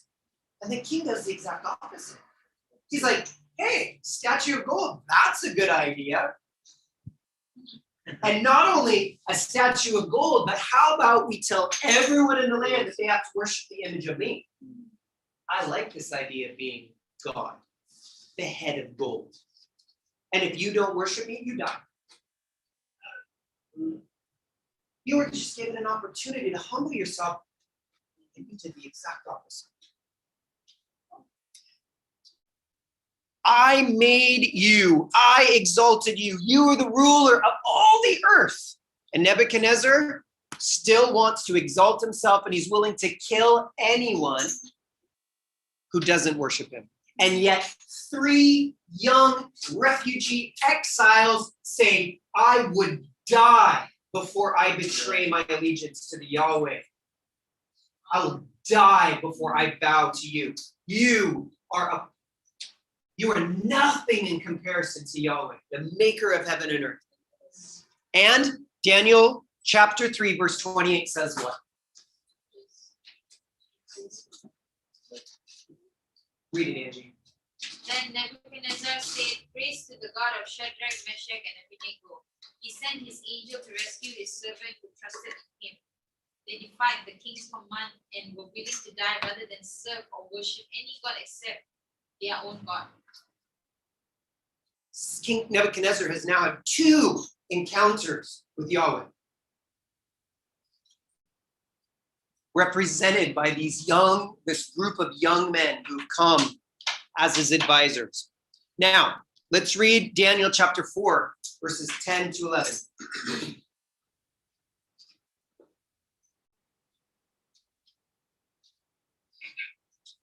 Daniel 4, we'll read 10. Looks like we got 3 verses. You want to read? Verse 10.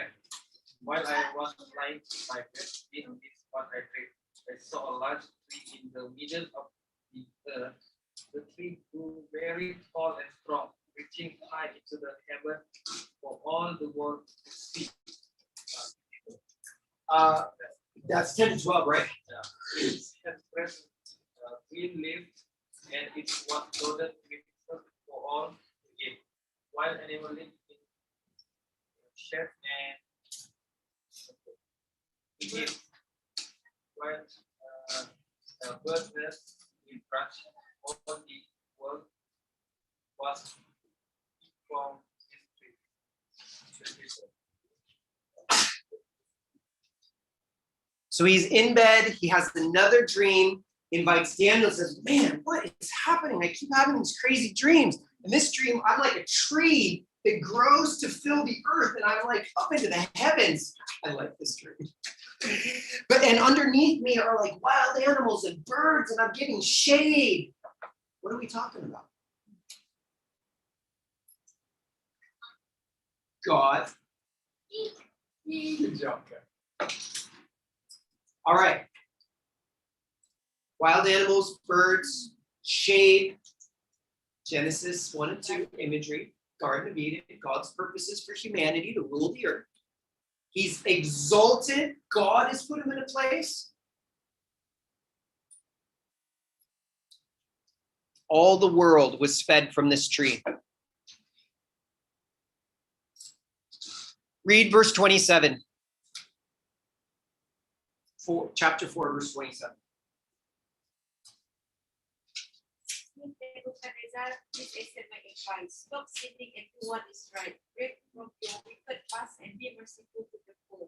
Perhaps then you will continue to prosper.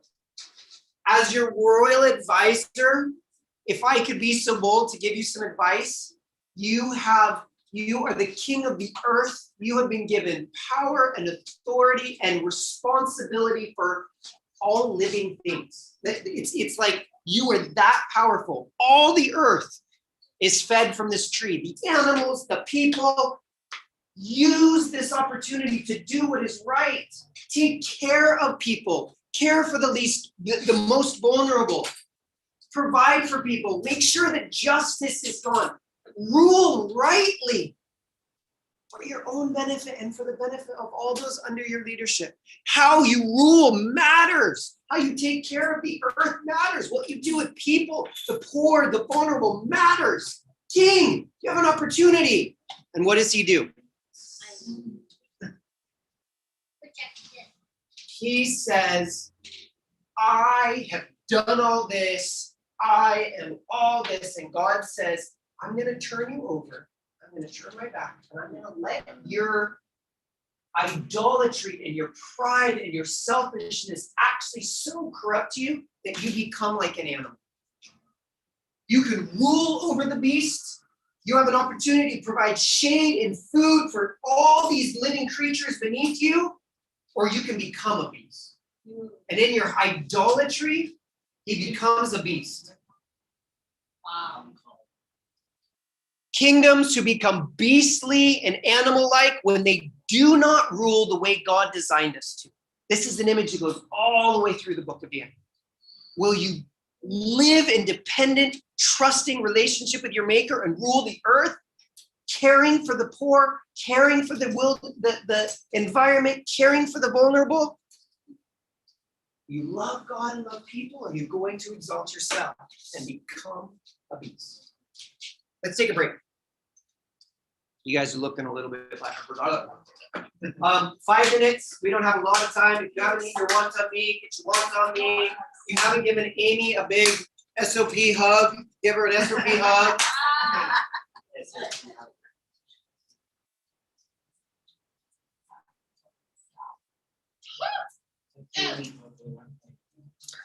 I am excited about this wonton mee. Ipoh style. Dad, she locked herself. Oh yeah. Good job walking yourself.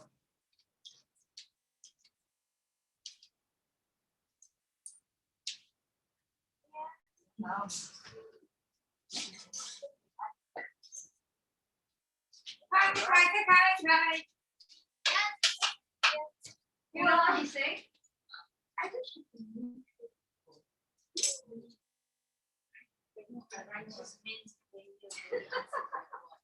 Yes.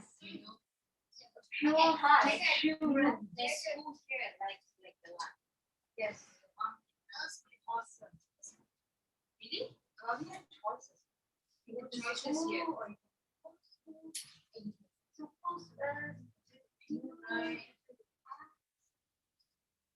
So excited to meet you guys. Oh, this is the block. Yeah, it's only 2.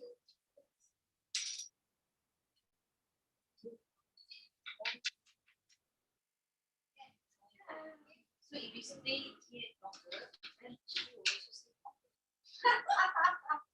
Right. Oh.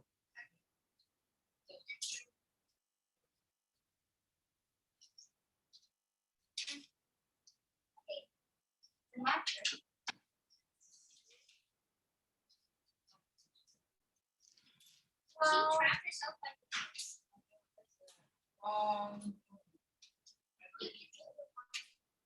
Yeah, that's not wrong.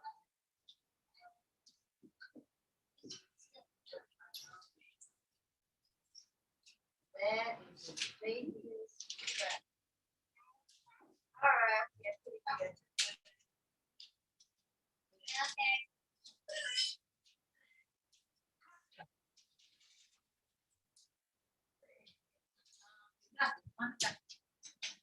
Which way? Up way. Up. Cut mana? Up.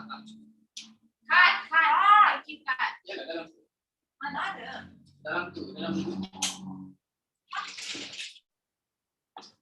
Dad, Okay. she put this, now she Nah.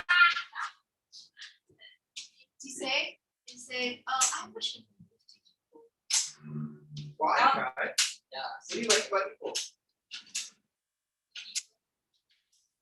Dia tak suka kena. and I can no, I can just This school and you church. Church instead.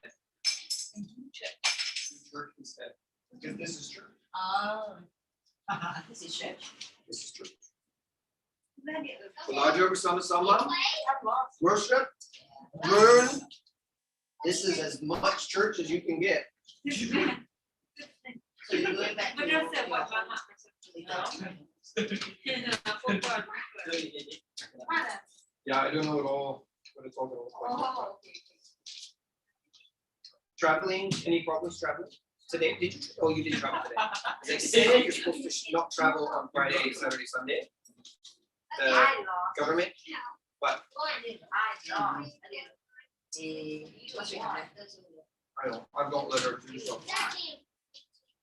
The police officer told me to call.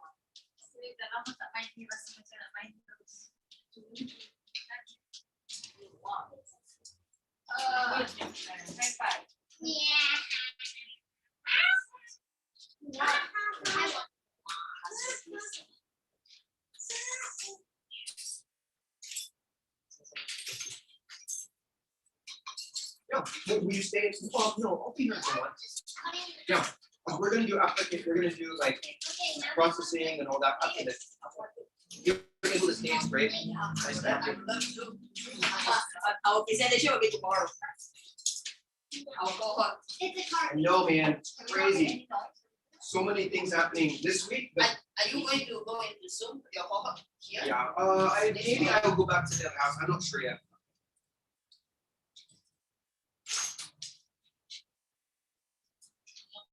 Here.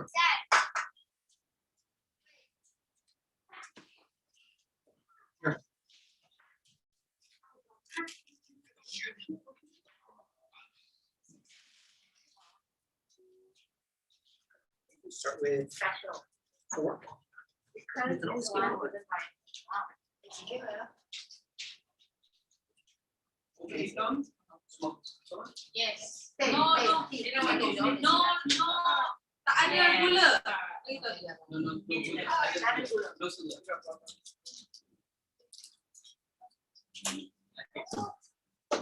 Me raising my voice. Grace, Huh? did you hear me raising my voice? Oh, Dad. You want to be raised with this entire time. Do I? No, what do you mean raise your voice? I mean, you speak loud. Did you hear me speak louder? Everybody. Oh. When I got passionate? Thank you, buddy. Thank you. She didn't even notice. I am loved. I am loved. It's something for?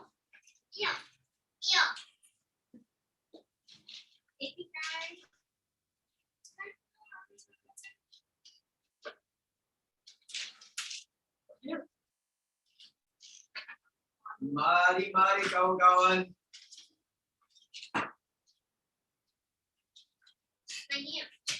Write the picture in. Yeah. You're like, ah. You. Toilet. No. I don't think so. Food.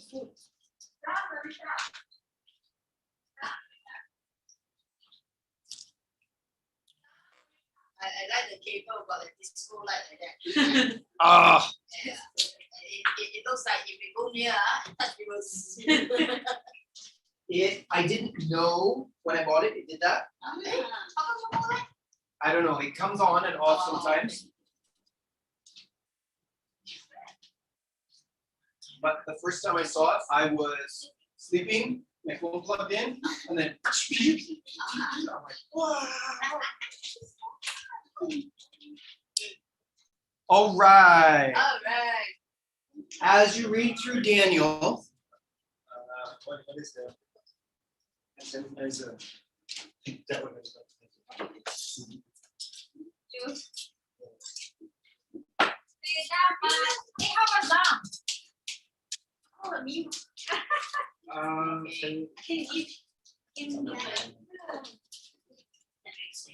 did everyone get some?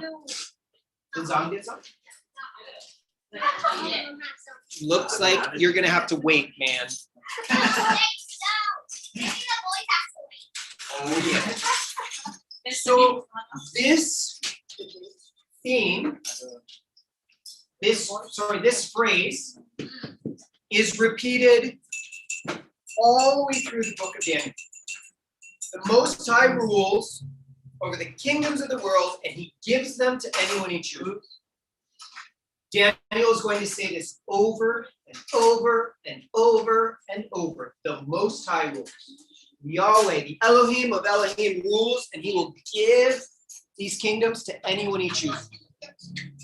So don't worry about who's in power. Don't worry about who's prime minister and president and who. These kingdoms are going to come and go, but the Most High rules.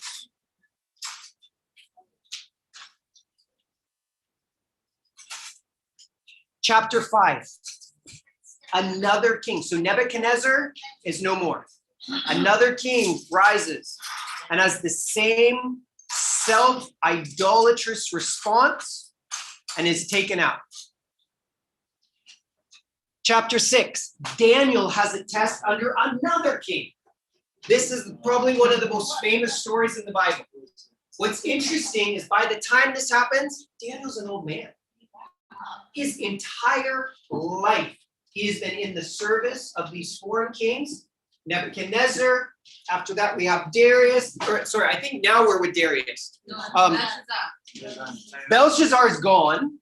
Chapter 5.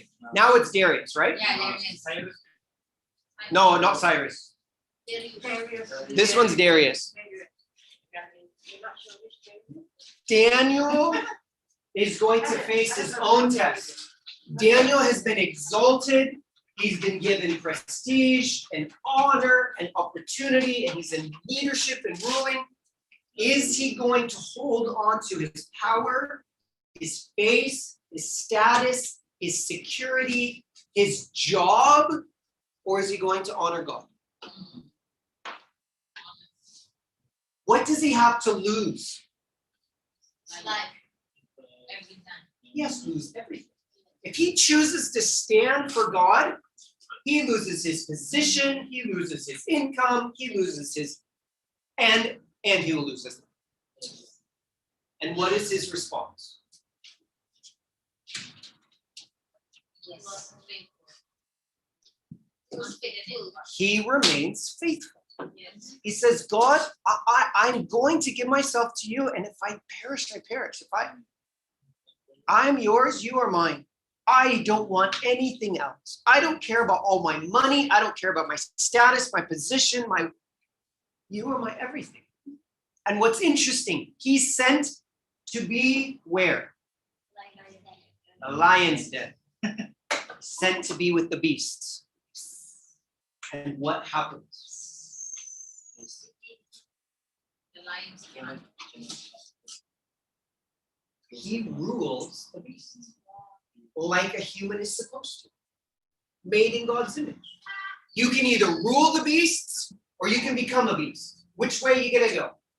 Rule. Nebuchadnezzar becomes a beast. Daniel rules the beast, empowered by God. Humbling himself, trusting God, he rules the beast. Daniel 7-12 tells us about Daniel starting to have visions. So the first part is about King Nebuchadnezzar having all these visions. Daniel interprets. Now Daniel's having visions, and they are crazy. Yes. They are crazy, apocalyptic visions. Reality behind the scenes. There are powers that are going to come, but God is sovereign. In chapter 7, there are these beasts, a lion, eagle, human mix, a bear, a leopard with wings, and each of these are symbolic of arrogant kingdoms who exalt themselves, beastly kingdoms who exalt themselves.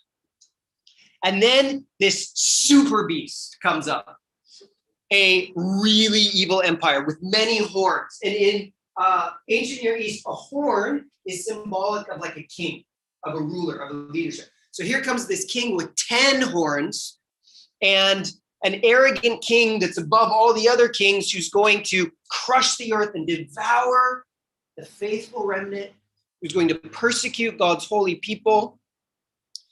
All right, let's look at Jeremiah chapter 7, verse 9.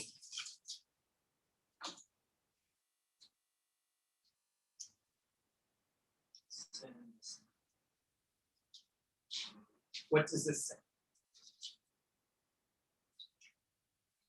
Do you really think you can still murder, commit adultery, lie, and burn incense to Baal and all those of other gods?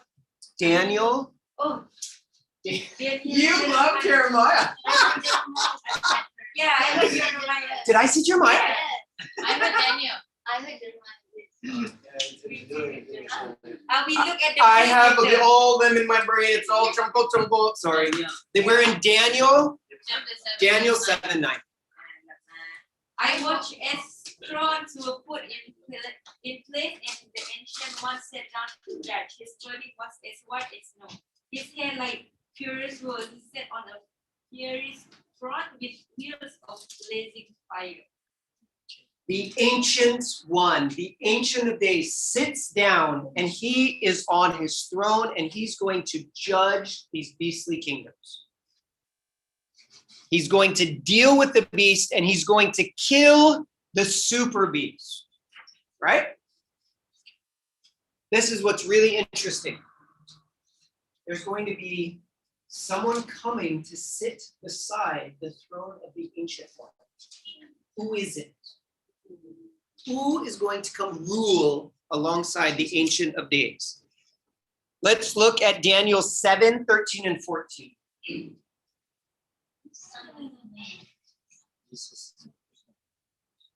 That's my vision. Go ahead and read it out. 7:13 to 14. As my vision continued that night, I saw someone like a son of man coming with clouds of heaven.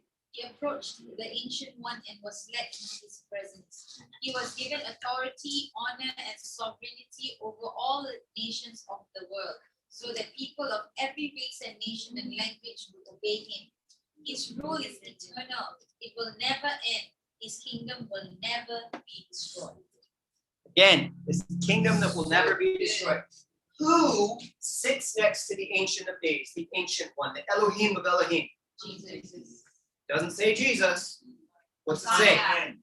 Son of Man. Son of Man. Son of Man. Second Adam. What does Son of Man, the term, the phrase, mean? Okay, see. It won't be here. You won't see it here. Sure. Kind of trick you. Son of Man has to do with humanity, and it just means humble human.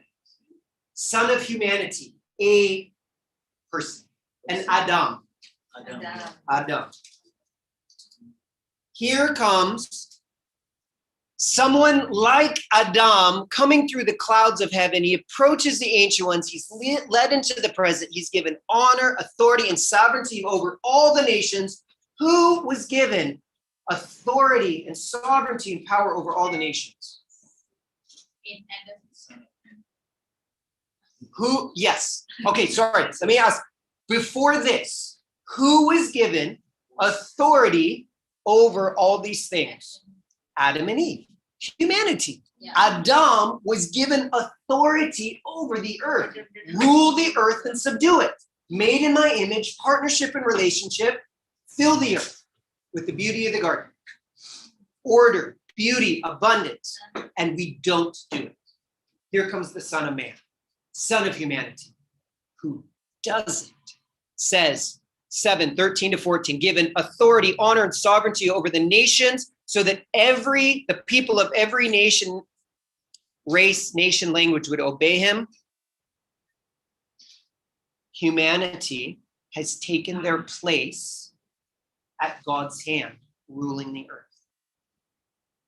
Son of Man, where have you heard this term? Ezekiel talks about the Son of Man.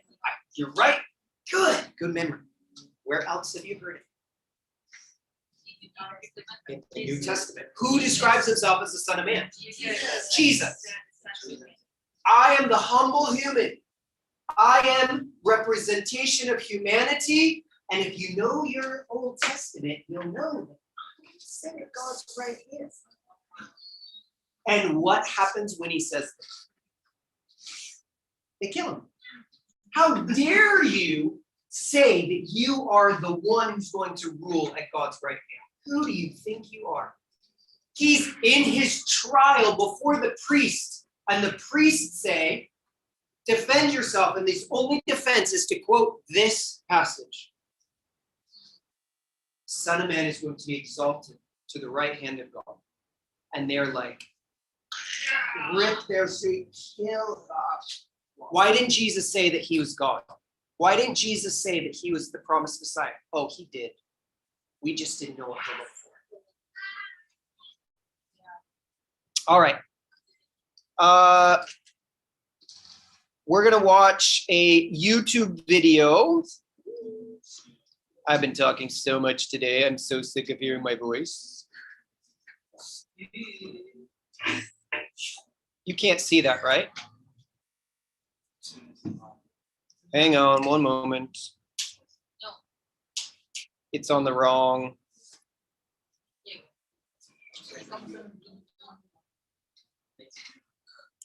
If you read the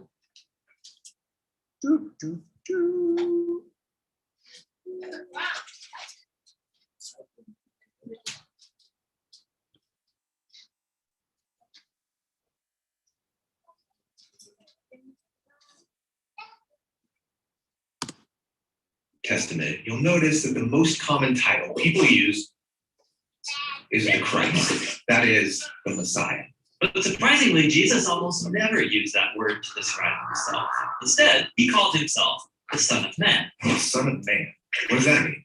Well, the phrase comes from an important chapter in the book of Daniel in the Old Testament. Daniel was an Israelite prisoner of war who was forced to live in the empire of Babylon and work for the prideful, violent king who destroyed his home. That sounds cool. And while he was living and working in Babylon, Daniel had this crazy prophetic dream. You ready for it? I'm ready. He saw 4 beasts crawling out of a dark sea, hybrid monster-like animals, each scarier than the one before. And the 4th beast is so mutant, there's nothing to compare it to. And it's violent, leaving death and destruction in its wake. What in the world is this about? Well, he's told that these beasts symbolize violent, prideful kings and their empires. Oh, like the one Daniel's enslaved to. Yeah, and these creatures might seem random to you, but these images are developing an important biblical theme. How humans are these remarkable creatures, capable of doing great good and horrible evil. How we can behave like animals. Right. Look at the first pages of the Bible. God creates the beasts of the field and humans together, all from the dust. But then the humans are set apart and given a royal task of being God's image. So humans are like the animals, but called to become much more. Yeah, they're to be God's representatives on earth, ruling on his behalf, like kings and queens. But keep reading, and the humans are deceived by a beast who says that they could be more than just God's partners. Yeah, that they could rule the world on their own terms, which sounds good for them. But God knows this will be a disaster. And so he expels the humans to the realm of the beasts. The partnership is lost. But God makes a promise that one day a human will be born who won't give in to the beast. Rather, he'll overcome and strike the beast, being struck by it. Okay, so for the rest of the biblical story, we're waiting for that human. But instead, in story after story, we find people acting like beasts. Yeah, like in the next story about Cain, who's jealous and angry at his brother Abel. God warns Cain that he's facing a beastly urge called sin, a dark, mysterious kind of evil that consumes humans. But God says that Cain can rule the beast if he chooses. But he doesn't rule the beast. He lets this urge devour him. He becomes a beast. And then after this, Cain's children spread their animal-like violence, and it leads to the founding of a whole civilization known for its beastly pride, the city of Babylon. Okay, Babylon. So fast forward, this is where Daniel is enslaved, having this bizarro dream. Exactly. Now, watch what happens next in Daniel's dream. He sees into God's throne room where a court is set up, and God condemns the beast to destruction. That's great. And then Daniel sees that there's actually more than one divine throne. Oh, right, the throne that humanity left behind. Right. There hasn't been a human who's able to overcome the beast and rule alongside God until now. Daniel sees a figure called the Son of Man, which means a human. And he rides on a cloud up into God's presence and then sits down on the divine throne to rule the world. The partnership's renewed. Yes, and even more, all humanity worships and serves this Son of Man alongside God. Oh, worship. So this is no ordinary human. This is like a God human. Exactly. And so now you can see why Jesus of Nazareth, when he came onto the scene centuries later, chose this title, the Son of Man, for himself. He was claiming to be that truly human one on a mission to confront the beast. He was tempted to seize power on the beast's terms. But unlike every human before him, Jesus resisted the urge. And then he went about banishing the beast from people's lives. And he was teaching people how to rule the beast instead of being ruled by it. Okay, so how do you rule the beast? Well, Jesus did it by giving up his life. Wait, rule the beast by dying?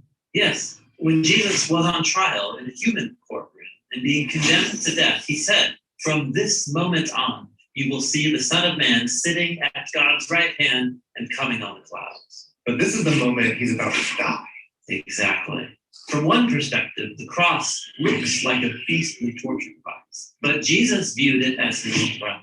And on this throne, he exposed the subhuman nature of our evil by letting it do its worst, and then he overcame it with his divine life and love. Jesus' execution was his exaltation. So Jesus is the first human to overcome the beast. And as a result, he can partner with God to rule the world. And so now Jesus is summoning a new humanity into existence, one that can overcome the beast in the same paradoxical way. To rule the beast by dying. And then by discovering that Jesus' life and power can become our life and power. So we can rule the world as God's partners, but Jesus style, in the power of service, humility, and self-giving love.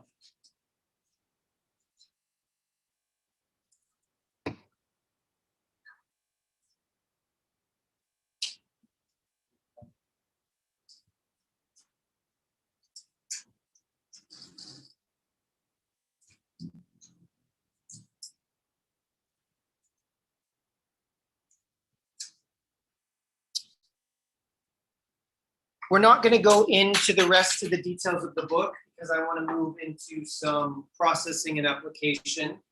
But over the next couple chapters, there's the visions are going to continue, and it's just these kingdoms that are going to rise.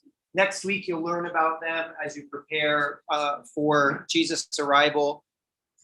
The Median kingdom is going to take over the Babylonian kingdom, Persians, Greeks, Romans, and there's just these layers of kingdoms that are going to exalt themselves.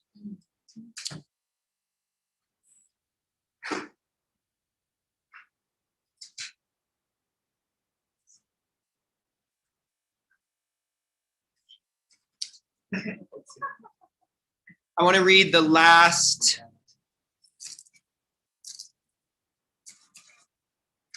This is a huge overview and it's very simplistic. And I recognize there's lots of interpretations. Again, because this is apocalyptic, symbolic, imagery, poetry, metaphor, we're not very clear are all the things, so that there are those that say, well, this happened in this year, or no, it happened in this year, it was this king, and the king of the north is this, and it's Russia, or it's China, and it's going to happen. And in some ways, the original audience, they weren't so concerned about that. They needed to know that God was sovereign over all creation, that he was ruling, and that powers were going to come and go, but he was still on the throne, and his purposes to restore all things were still in place.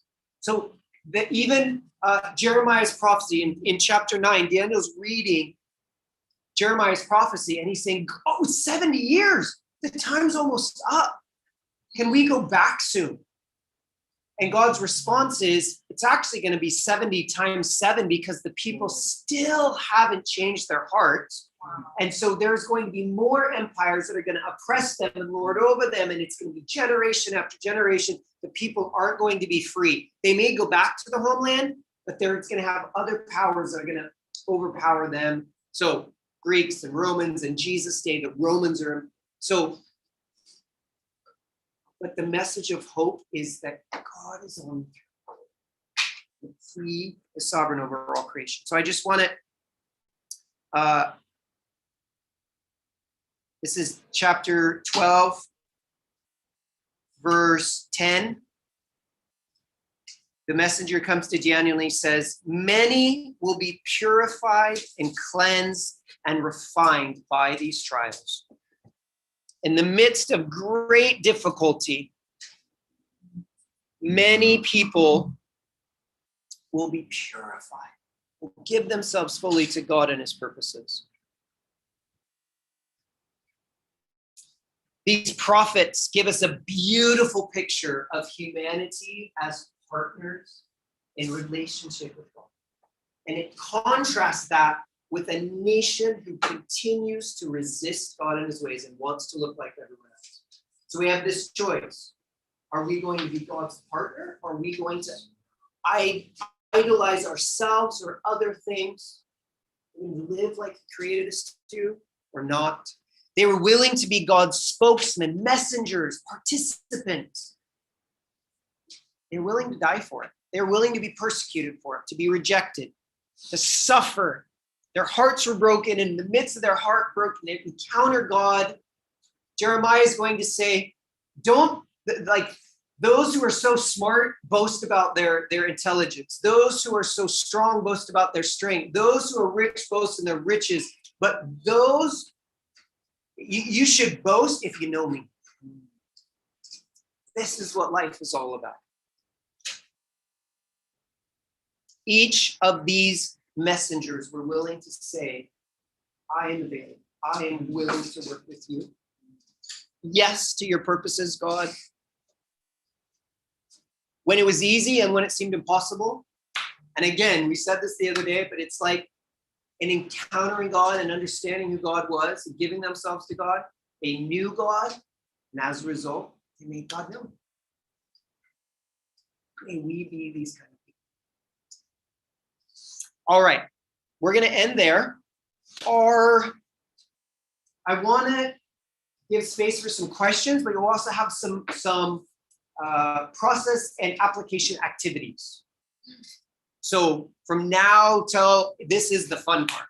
Like I've had to shove all the teaching into the beginning, so the end we can have fun. But I do want to clarify, I probably won't get into all the details of the books. If you want to ask about so-and-so that said this, we're just not going to go there right now. But I'm happy to clarify if I can anything. Yeah. So it is about the day. I was just thinking, so much of this.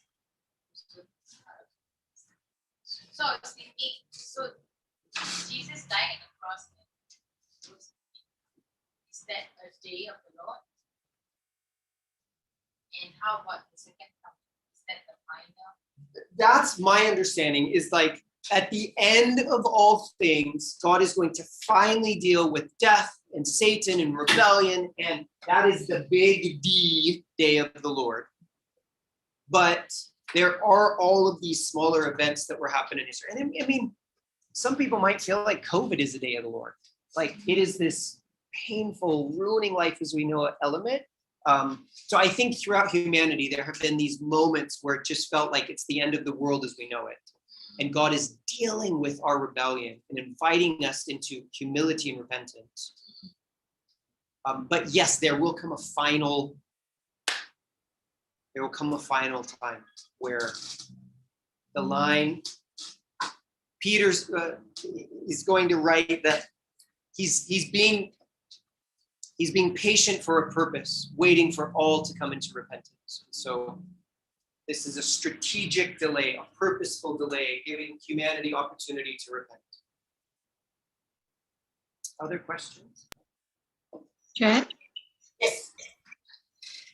How does this apply to today? Because the modern day Israel. I'm not going to go into the interpretation of modern day Israel and the political stuff because, again, the original audience that this is written to, the important message that they needed to know was this.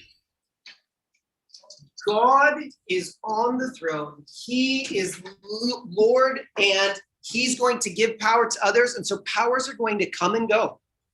And there are various interpretations, whether, the physical state of Jerusalem and the nation of Jerusalem, there are a variety of different ideas, but the overall concept was to give hope to those to say, no matter who comes into power, put your allegiance in God, trust him, and trust that this, even in the midst of oppression by different empires, you will be refined. So yeah, I don't want to get into the nitty-gritty of different interpretations about current nations, although it's a good question. And there's a lot, many people have different ideas about it. Next week, you will learn about what happens next and kind of we go from Daniel all the way to Jesus coming on the scene under the Romans. And there are all these empires we're talking about, all these beasts. These are what you're going to explore next week. And that's one of the reasons I don't want to go into all the detail about it. You'll get to explore that with Oscar.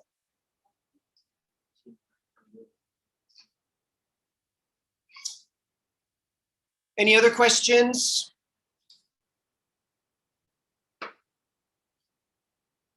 All right. Yeah, I have a question. Yes, Rufus. We see Babylon. We see the history of Babylon is from Cain's descendants. In Canaan, right? It's a very big question. So it's like a why God did this kind of question. So you see God destroying Sodom and Gomorrah for their extremely sinful practices. I assume Babylon during that time they were also doing similar stuff. How come they were left alone to grow and fester and become this huge empire? On hindsight, we see God using them, but then same can be said for the rest of the sinful empires during that time. Right. It's a great question. Why did God not judge them or deal with them? He deals with he deals with Egypt. He pulls his people out of Egypt later. I mean, he's going to deal with Babylon after the exile, like the Medes coming in and destroying the Babylon Empire, like all of these powers that he used to bring judgment and day of the Lord on his people. The next power is going to take them out. And so even all the way through Jeremiah and Ezekiel, just because God's using you now doesn't mean you can get away with your idolatry and your corruption and your evil. I will also deal with that. And so I'm not sure the timing. We know that Babylon also becomes a symbol or a type of all empires that resist God. And so the first mention, in the modern Bible, we have Genesis 11, the Tower of Babel, but actually the context of that is Babylon. Like in Babylon, humanity exalts itself and says, we're going to reach all the way up to the heavens. We're going to make a name for ourselves. And God's like, I didn't create you to make an empire. I invited you to fill the earth with the beauty of the garden, and you're exalting yourself in a place and you're calling everyone together. So Babylon kind of becomes a symbol of rebellion against God, self-idolatry, self-exaltation. Why they weren't dealt with before that, I don't know. That's a great question. Grace? I think because God was using this country to judge Israel, so in order for them to be able to judge Israel, God allowing time for them to grow into that powerful nation so that they were able to conquer Israel. I mean, I think just like how God has allowed the Canaanites to go until the Amorites, the Canaanites, until the 400 years, the timeline, they destroyed it. I think the reason why this kingdom are so powerful so that they were able to use as a weapon, a vessel to judge Israel. And eventually this kingdom was judged. Babylon was judged, Persia was judged. No longer there is no but in God's perfect timing, after he finished done the job, Persian came over, so Babylon was gone. And then Persian came over, and then the Greek came over, Persian was gone. So, yeah. And then the Romans came, and Greek is. So God do judge, but in his perfect timing. It's a great question. Did Ezekiel and Daniel return to Israel after the exile? That's what you're going to explore next week. So tune in next week where we'll discover Story is not finished. The story is not finished. They're still in exile. At this point, like Daniel, this is going to be given to them, but my kind of timeline stops there, so we don't know what happens. But tune in next week. All right, friends. This, Rufus and Elsie, you are welcome to participate in this if you are able. I am going to give the team here some options, and you are going to need to decide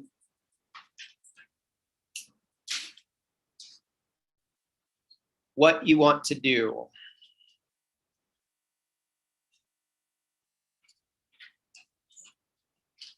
Is that big enough? Let me make it bigger.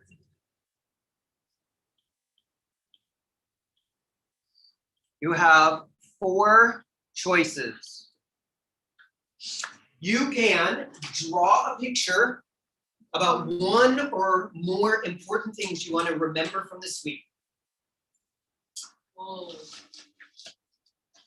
And you're going to share the picture with the class. That's option 1. Option 2, you're going to write a 3-line poem or haiku. We're not worried about all the detail, but 3-line poem from each of these books. The message of the book or your takeaway from the book, just a 3-line poem. Option 3, compose a song to the tune of Amazing Grace about something that you took away from this, just because it's a tune that exists.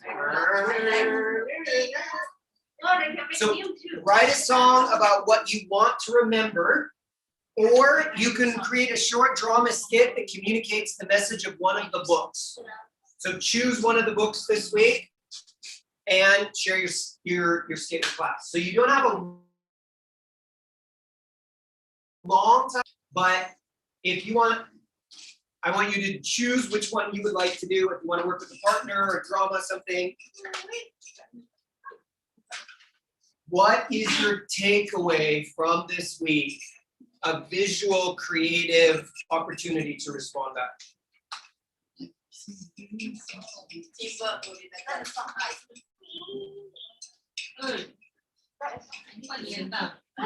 From this week. Can they see Can you see what? it? I'll see. Elsie, can you see it? Yeah. I think Rufus should do it. Rufus should do a drama. Drama. Yes, Rufus, come on. Come on.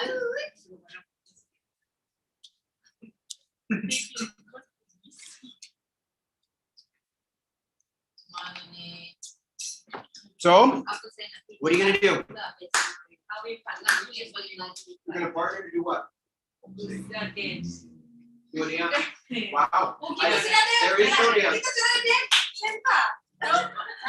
After dance. We already have a dance.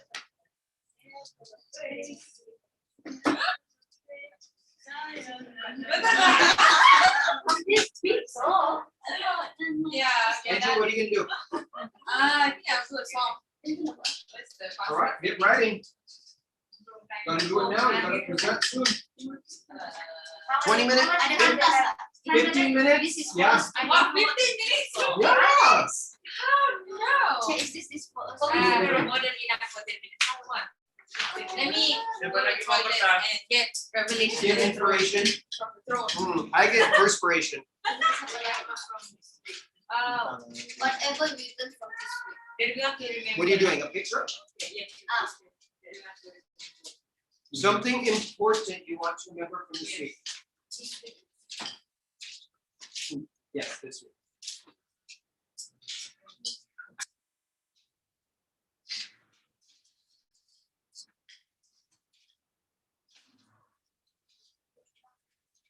Tom, what will you do? Draw? Cannot draw there. You have to draw something, big one here, and show us. Not like that. No, wait. Use the big one. If you need coloring pencils, Yes, you can use coloring pencils. Wow, I saw that, Nima. Laurita? You want to do a song? You want to do it together with Andrew or you just separate? I don't know. You can do it together.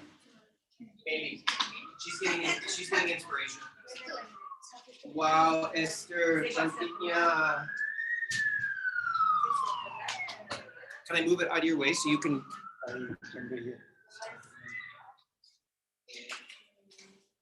Elsie, what will you do?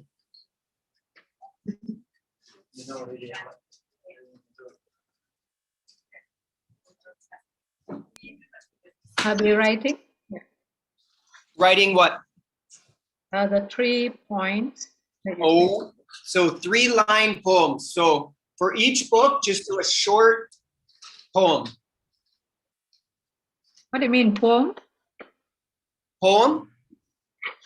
You know what a haiku is? It just, don't worry about the detail, but your poem is like, God is faithful. He will restore all things, something like that, in 3 lines, and then go to the next book. What was the message of Obadiah that you remember, and then write something. So you can keep it simple. You only have to have 3 lines per book, but you got multiple books. Can I combine all the books together? I cannot differentiate between the books. Yeah. Yes, if you want to like create one longer poem, that's also okay. Okay. Yeah, me too. And then later try to figure out, okay, wait, that was what book? That's okay. Make one longer one.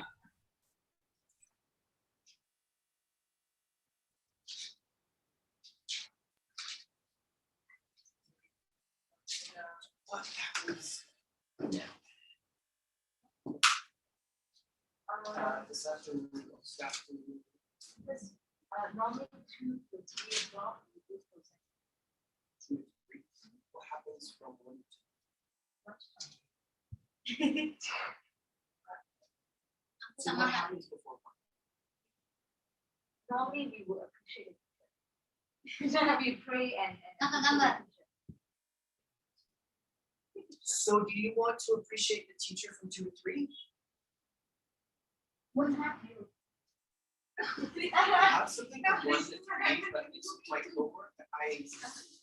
For work? So they have presentations today.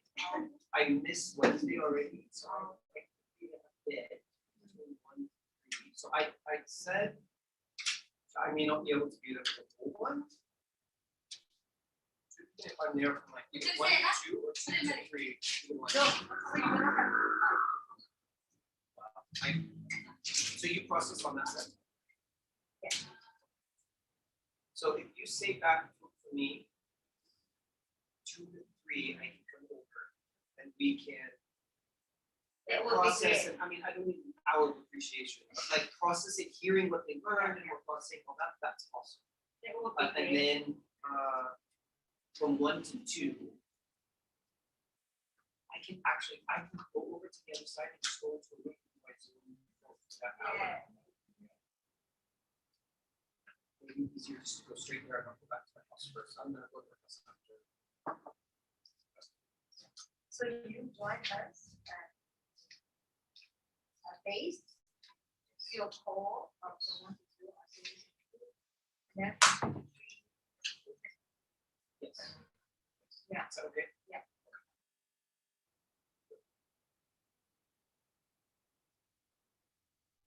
She had really good advice. She said about 3 teaching sessions per day. I like to use 1 for like have interaction, activity, and fun learning like that. Maybe not all 3, but like can you do it in 1, focus on 1. So yesterday morning, they taught each other some books. They got the poster, and then they had one group got one book, one group got that one, and they had to teach each other. It was quite fun. And then this one, I wanted them to end with creativity. It gives them some options.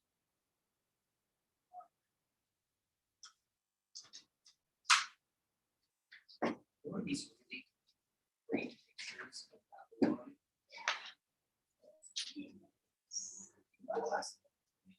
you didn't get those. I don't think you have it on your notes.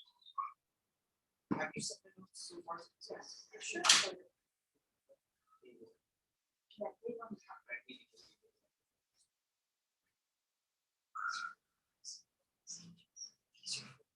That one is from a video. Here's a video game of ancient Babylon. Oh, wow, do you learn a lot of history from the game? I've never played. I don't know anything about it. I just know the setting of the game is ancient Babylon. So this is what's and it's really beautiful imagery. But I just like even looking up Marduk and Tiamat, there's this whole like really weird subculture of worship of the chaos dragon and all these things, and all these young people with their art projects of the multi-headed sea dragon and Marduk fighting. It's really weird.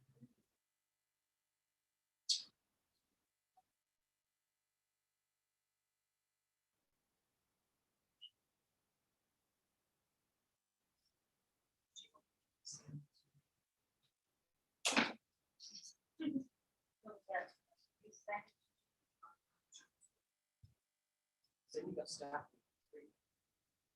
3:15. Because we have work to clean the place, we have 15 minutes. So, and then they have lunch at 1. So, that's why we try to end at 1. So that we can lunch time.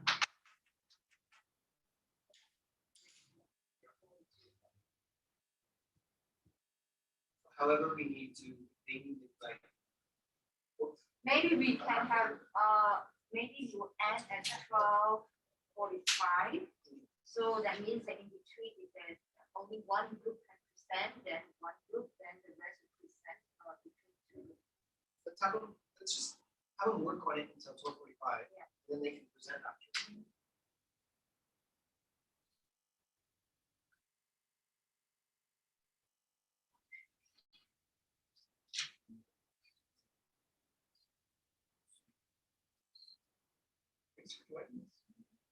Special map. Yeah.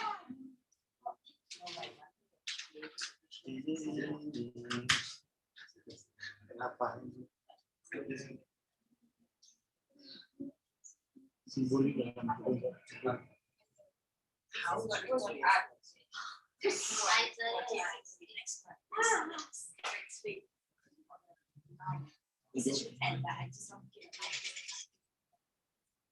Which book? Are you enjoying?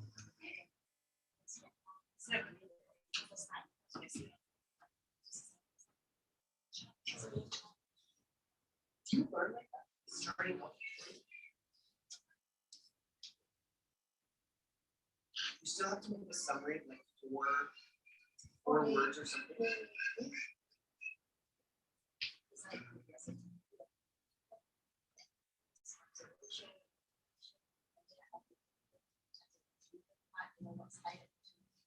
It's not something that I have to do every day. That is something that you clear mind. Tell him to decide.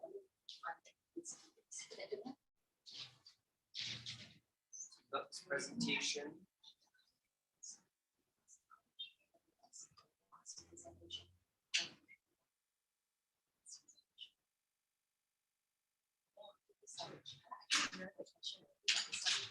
One of two options. Look at society and look for something that breaks God's heart. That also gets your attention. So what migrant laborers being mistreated, or children that don't get good education, or whatever. So look at society, but something that captures your heart, that breaks God's heart. And then make a presentation from a biblical worldview. This is what we're doing. This is what God's designed us for. And like you're contrasting it. We act like this, but this is what God's created. Or you're looking at something in society that represents God well. this response is beautiful. This is an example of ruling your partnership with God and loving and trusting in science and technology and art and government and education, whatever. This is an example of someone who's doing this really well, and this is how you represent. So the idea is you have to practice what you learn thus far in the stream. So when you say, I don't know what the solution is, that's the point. You need to think about that situation from a biblical worldview. How would you bring God's kingdom reality to that situation? Practicing what you know of God's character and our design to have that specific.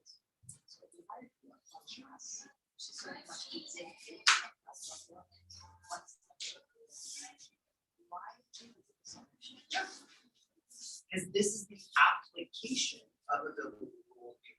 You cannot just say, here's the problem, and God is like this. God is like this, but what has He made us for, and what is our response? It doesn't, like, of course we may not be able to solve all the issues, but it's at least looking at it and saying, so if you're saying LGBT, I mean, yes, so maybe we don't have the solution, but we're looking at it from the lens of God's heart is for us to be whole and healthy and loved and cared for and believed in all these things. What is causing this brokenness and what do we need to do? And so work backwards from LGBT. This is self-exaltation.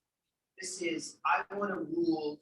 I will decide who I am, what I am. This is me as wanting to be God. Where does that idea in your life? Where can you address it? Oh, I'm teaching a Sunday school class in Quantan, and I've got 4 or 5 young people, and I want them to know what it means to be made in God's image. So we're going to learn about it. If you're finding something practical, tangible that you can do to address this by practicing it. So it doesn't have to be that. That's what you just need to think about your situation. This time around, we can provide many examples because it's the first time in school. You all are the test mice. Next time, we'll be able to use your sample. Oh, Amy and Clanton looked at this issue of society and how bless God and like these people are doing these things and it's so beautiful in agreement. These people will look, and we then can use this as an example for other people. What they've done in the past is a very big project. Actually, like Jody looked at waste management in India, and they did how for our city that the Waiwa base was in.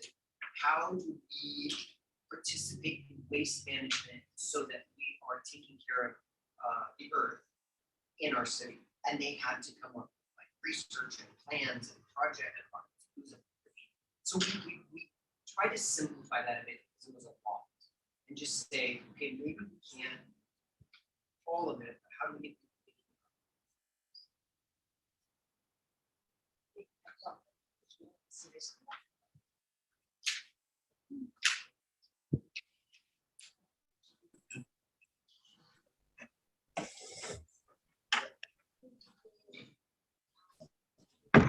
Hello. Yeah, I need to go already. Bye-bye. But I will send my poem in the Zoom chat so someone can read for me. Did you finish a poem? Can you read? Yeah. No, You I wanna- need to go already. All right. Y'all can read for me and then review. Then Grace can send me message. Okay, Sana. How was it? Was it a helpful way to kind of reflect back on what you've been hearing all week? Yeah, I think I only managed to condense the overall Sure. common topics. Yeah. Because I tried to do it without looking at the Good. notes. Hopefully it's good. Thank you. Will you come next? Will you join next week also? Yes. Woo! Next week. Maybe. Next week, that'll go Should be, between exile and then before Jesus comes on the scene. It's that section. Okay, nice. Okay, thank you. Great to have you. Bye-bye. Thank you so much for this week. Bye-bye. Send. Y'all can see, right? Y'all can see in the chat, right? I don't want to waste my effort.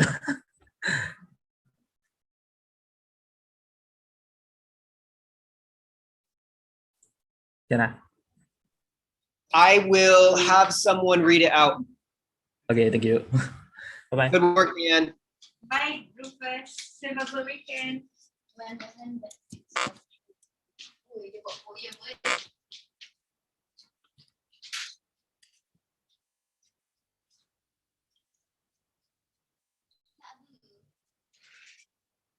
Maybe a list. Sudah siap.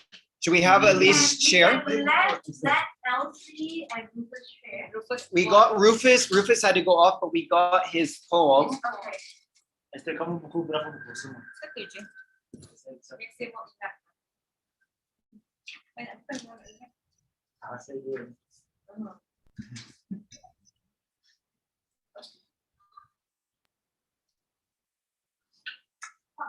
There is some and Come, The everyone. fear of the Lord. We still have points. yeah, but Rufus going to share. So just No. Dia sudah. Not Rufus. Elsie. let review. Okay, Elsie. Masuk, tak apa. Oh, bagus. Will you send it to us as a file, Elsie, or read it out only? Read it out. Okay. I think they're all back. I don't know if you can see everyone, but they are back. Okay.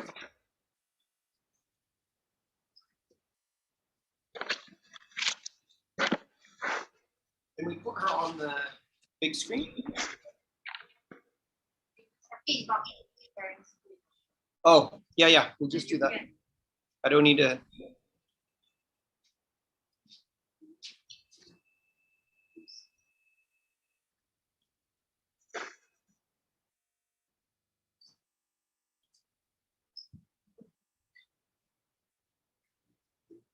All right, Elsie, we got you. Whenever you're ready. Okay. Okay. I'll do the three main prophets. Jeremiah. The first is Jeremiah, the coming destruction of Judah. Then second is future restoration and a new covenant. Third, Jeremiah also revealed God's heart for Judah. And in prophet Ezekiel, the first one, the fall of Jerusalem due to idolatry. The loss, second is the loss and restoration of the land. Third, and also the presence and the spirit of God among his people, and God promised to give them a new heart. As for Daniel, first one, God's sovereignty over all nations. Second, God's care for the Jews in exile. God didn't forsake or abandon them, despite everything seems destroyed in Jerusalem and northern Israel. Third, the restoration of Israel and God's victory over human and evil, and the promise of the Son of Man to restore his remnant back to him and all mankind. I want to wrap up. This shows that despite Judah's rebellion and chaos in all around Judah, being oppressed and taken by Babylon, and how God's heart was so broken and pained by his people's idolatry, God is still in control of everything, and he didn't abandon or forsake his people in exile too. He was there with them and still spoke to them through the prophet Ezekiel and Daniel. He's a God of order, and his plans are very strategic by the way he arranges the prophets Jeremiah, Ezekiel, and Daniel, where they should be and who they should speak to represent God. And all the judgment, chastening, purification is not to destroy them, but is for them to repent and return to him, partnering and intimacy back to the garden with him. The promise of his redemptive plan of the coming of Son of Man to restore his remnant back to him 2. God did not just extend his mercy and grace and restoration to Judah only, but to all nations.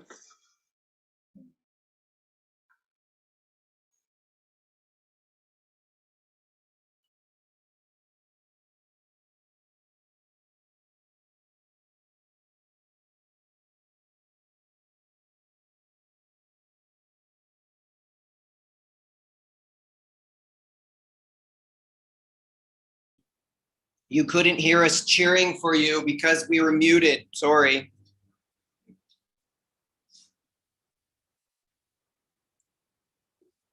We lost you for a few moments and then it was muted after. Did you catch all? We caught not the very end. Huh? The very end? We didn't hear the end about Daniel. Oh, I see.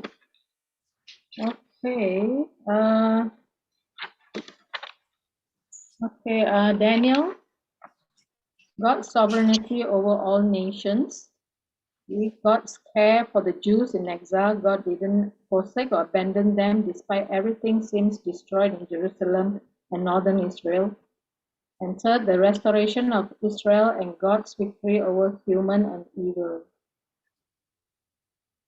And then to wrap up everything, despite Judah's rebellion and chaos all around Judah, being oppressed and taken by Babylon, and how God's heart was so broken and in pain by his people's idolatry, God is still so sovereign and in control over everything. And he didn't abandon or forsake his people in exile. He was there with them and still spoke to them through the prophet Ezekiel and Daniel, and also Jeremiah in Israel too. He is a God of order and his plans are very strategic by the way he arranges the prophet, Jeremiah, Ezekiel, and Daniel, and all other prophets, where they should be and who they should speak to as his spokesman. And all the judgment and chastening purification is not to destroy them, but is for them to repent and to return to him, partnering with him and intimacy back to the garden with him. The promise of his redemptive plan through the coming Son of Man in Daniel to restore his remnant back to him, and also all other nations. God did not only just extend his mercy and grace and restoration to Judah, but to all nations. Thank you. Woo! So glad you could be with us this week and every week. Thank you for joining in from a distance and participating, and hopefully we will get you the notes also that Grace has them, so we'll make sure that you get them so you can go back and look and see how fill in any gaps. Thank you so much, Chad, for coming and teaching us and all that. I really learned a lot because I never understood the timeline that well. And where was Daniel speaking from, and where was Jeremiah speaking from, where were Ezekiel and all the prophets. Now I understand much better. And this really helped me a lot. Yeah, thank you so much. Yeah. God bless you and your son, and have a journey mercy back to Penang. Thank you. Okay. Bye, Elsie. Bye, Elsie.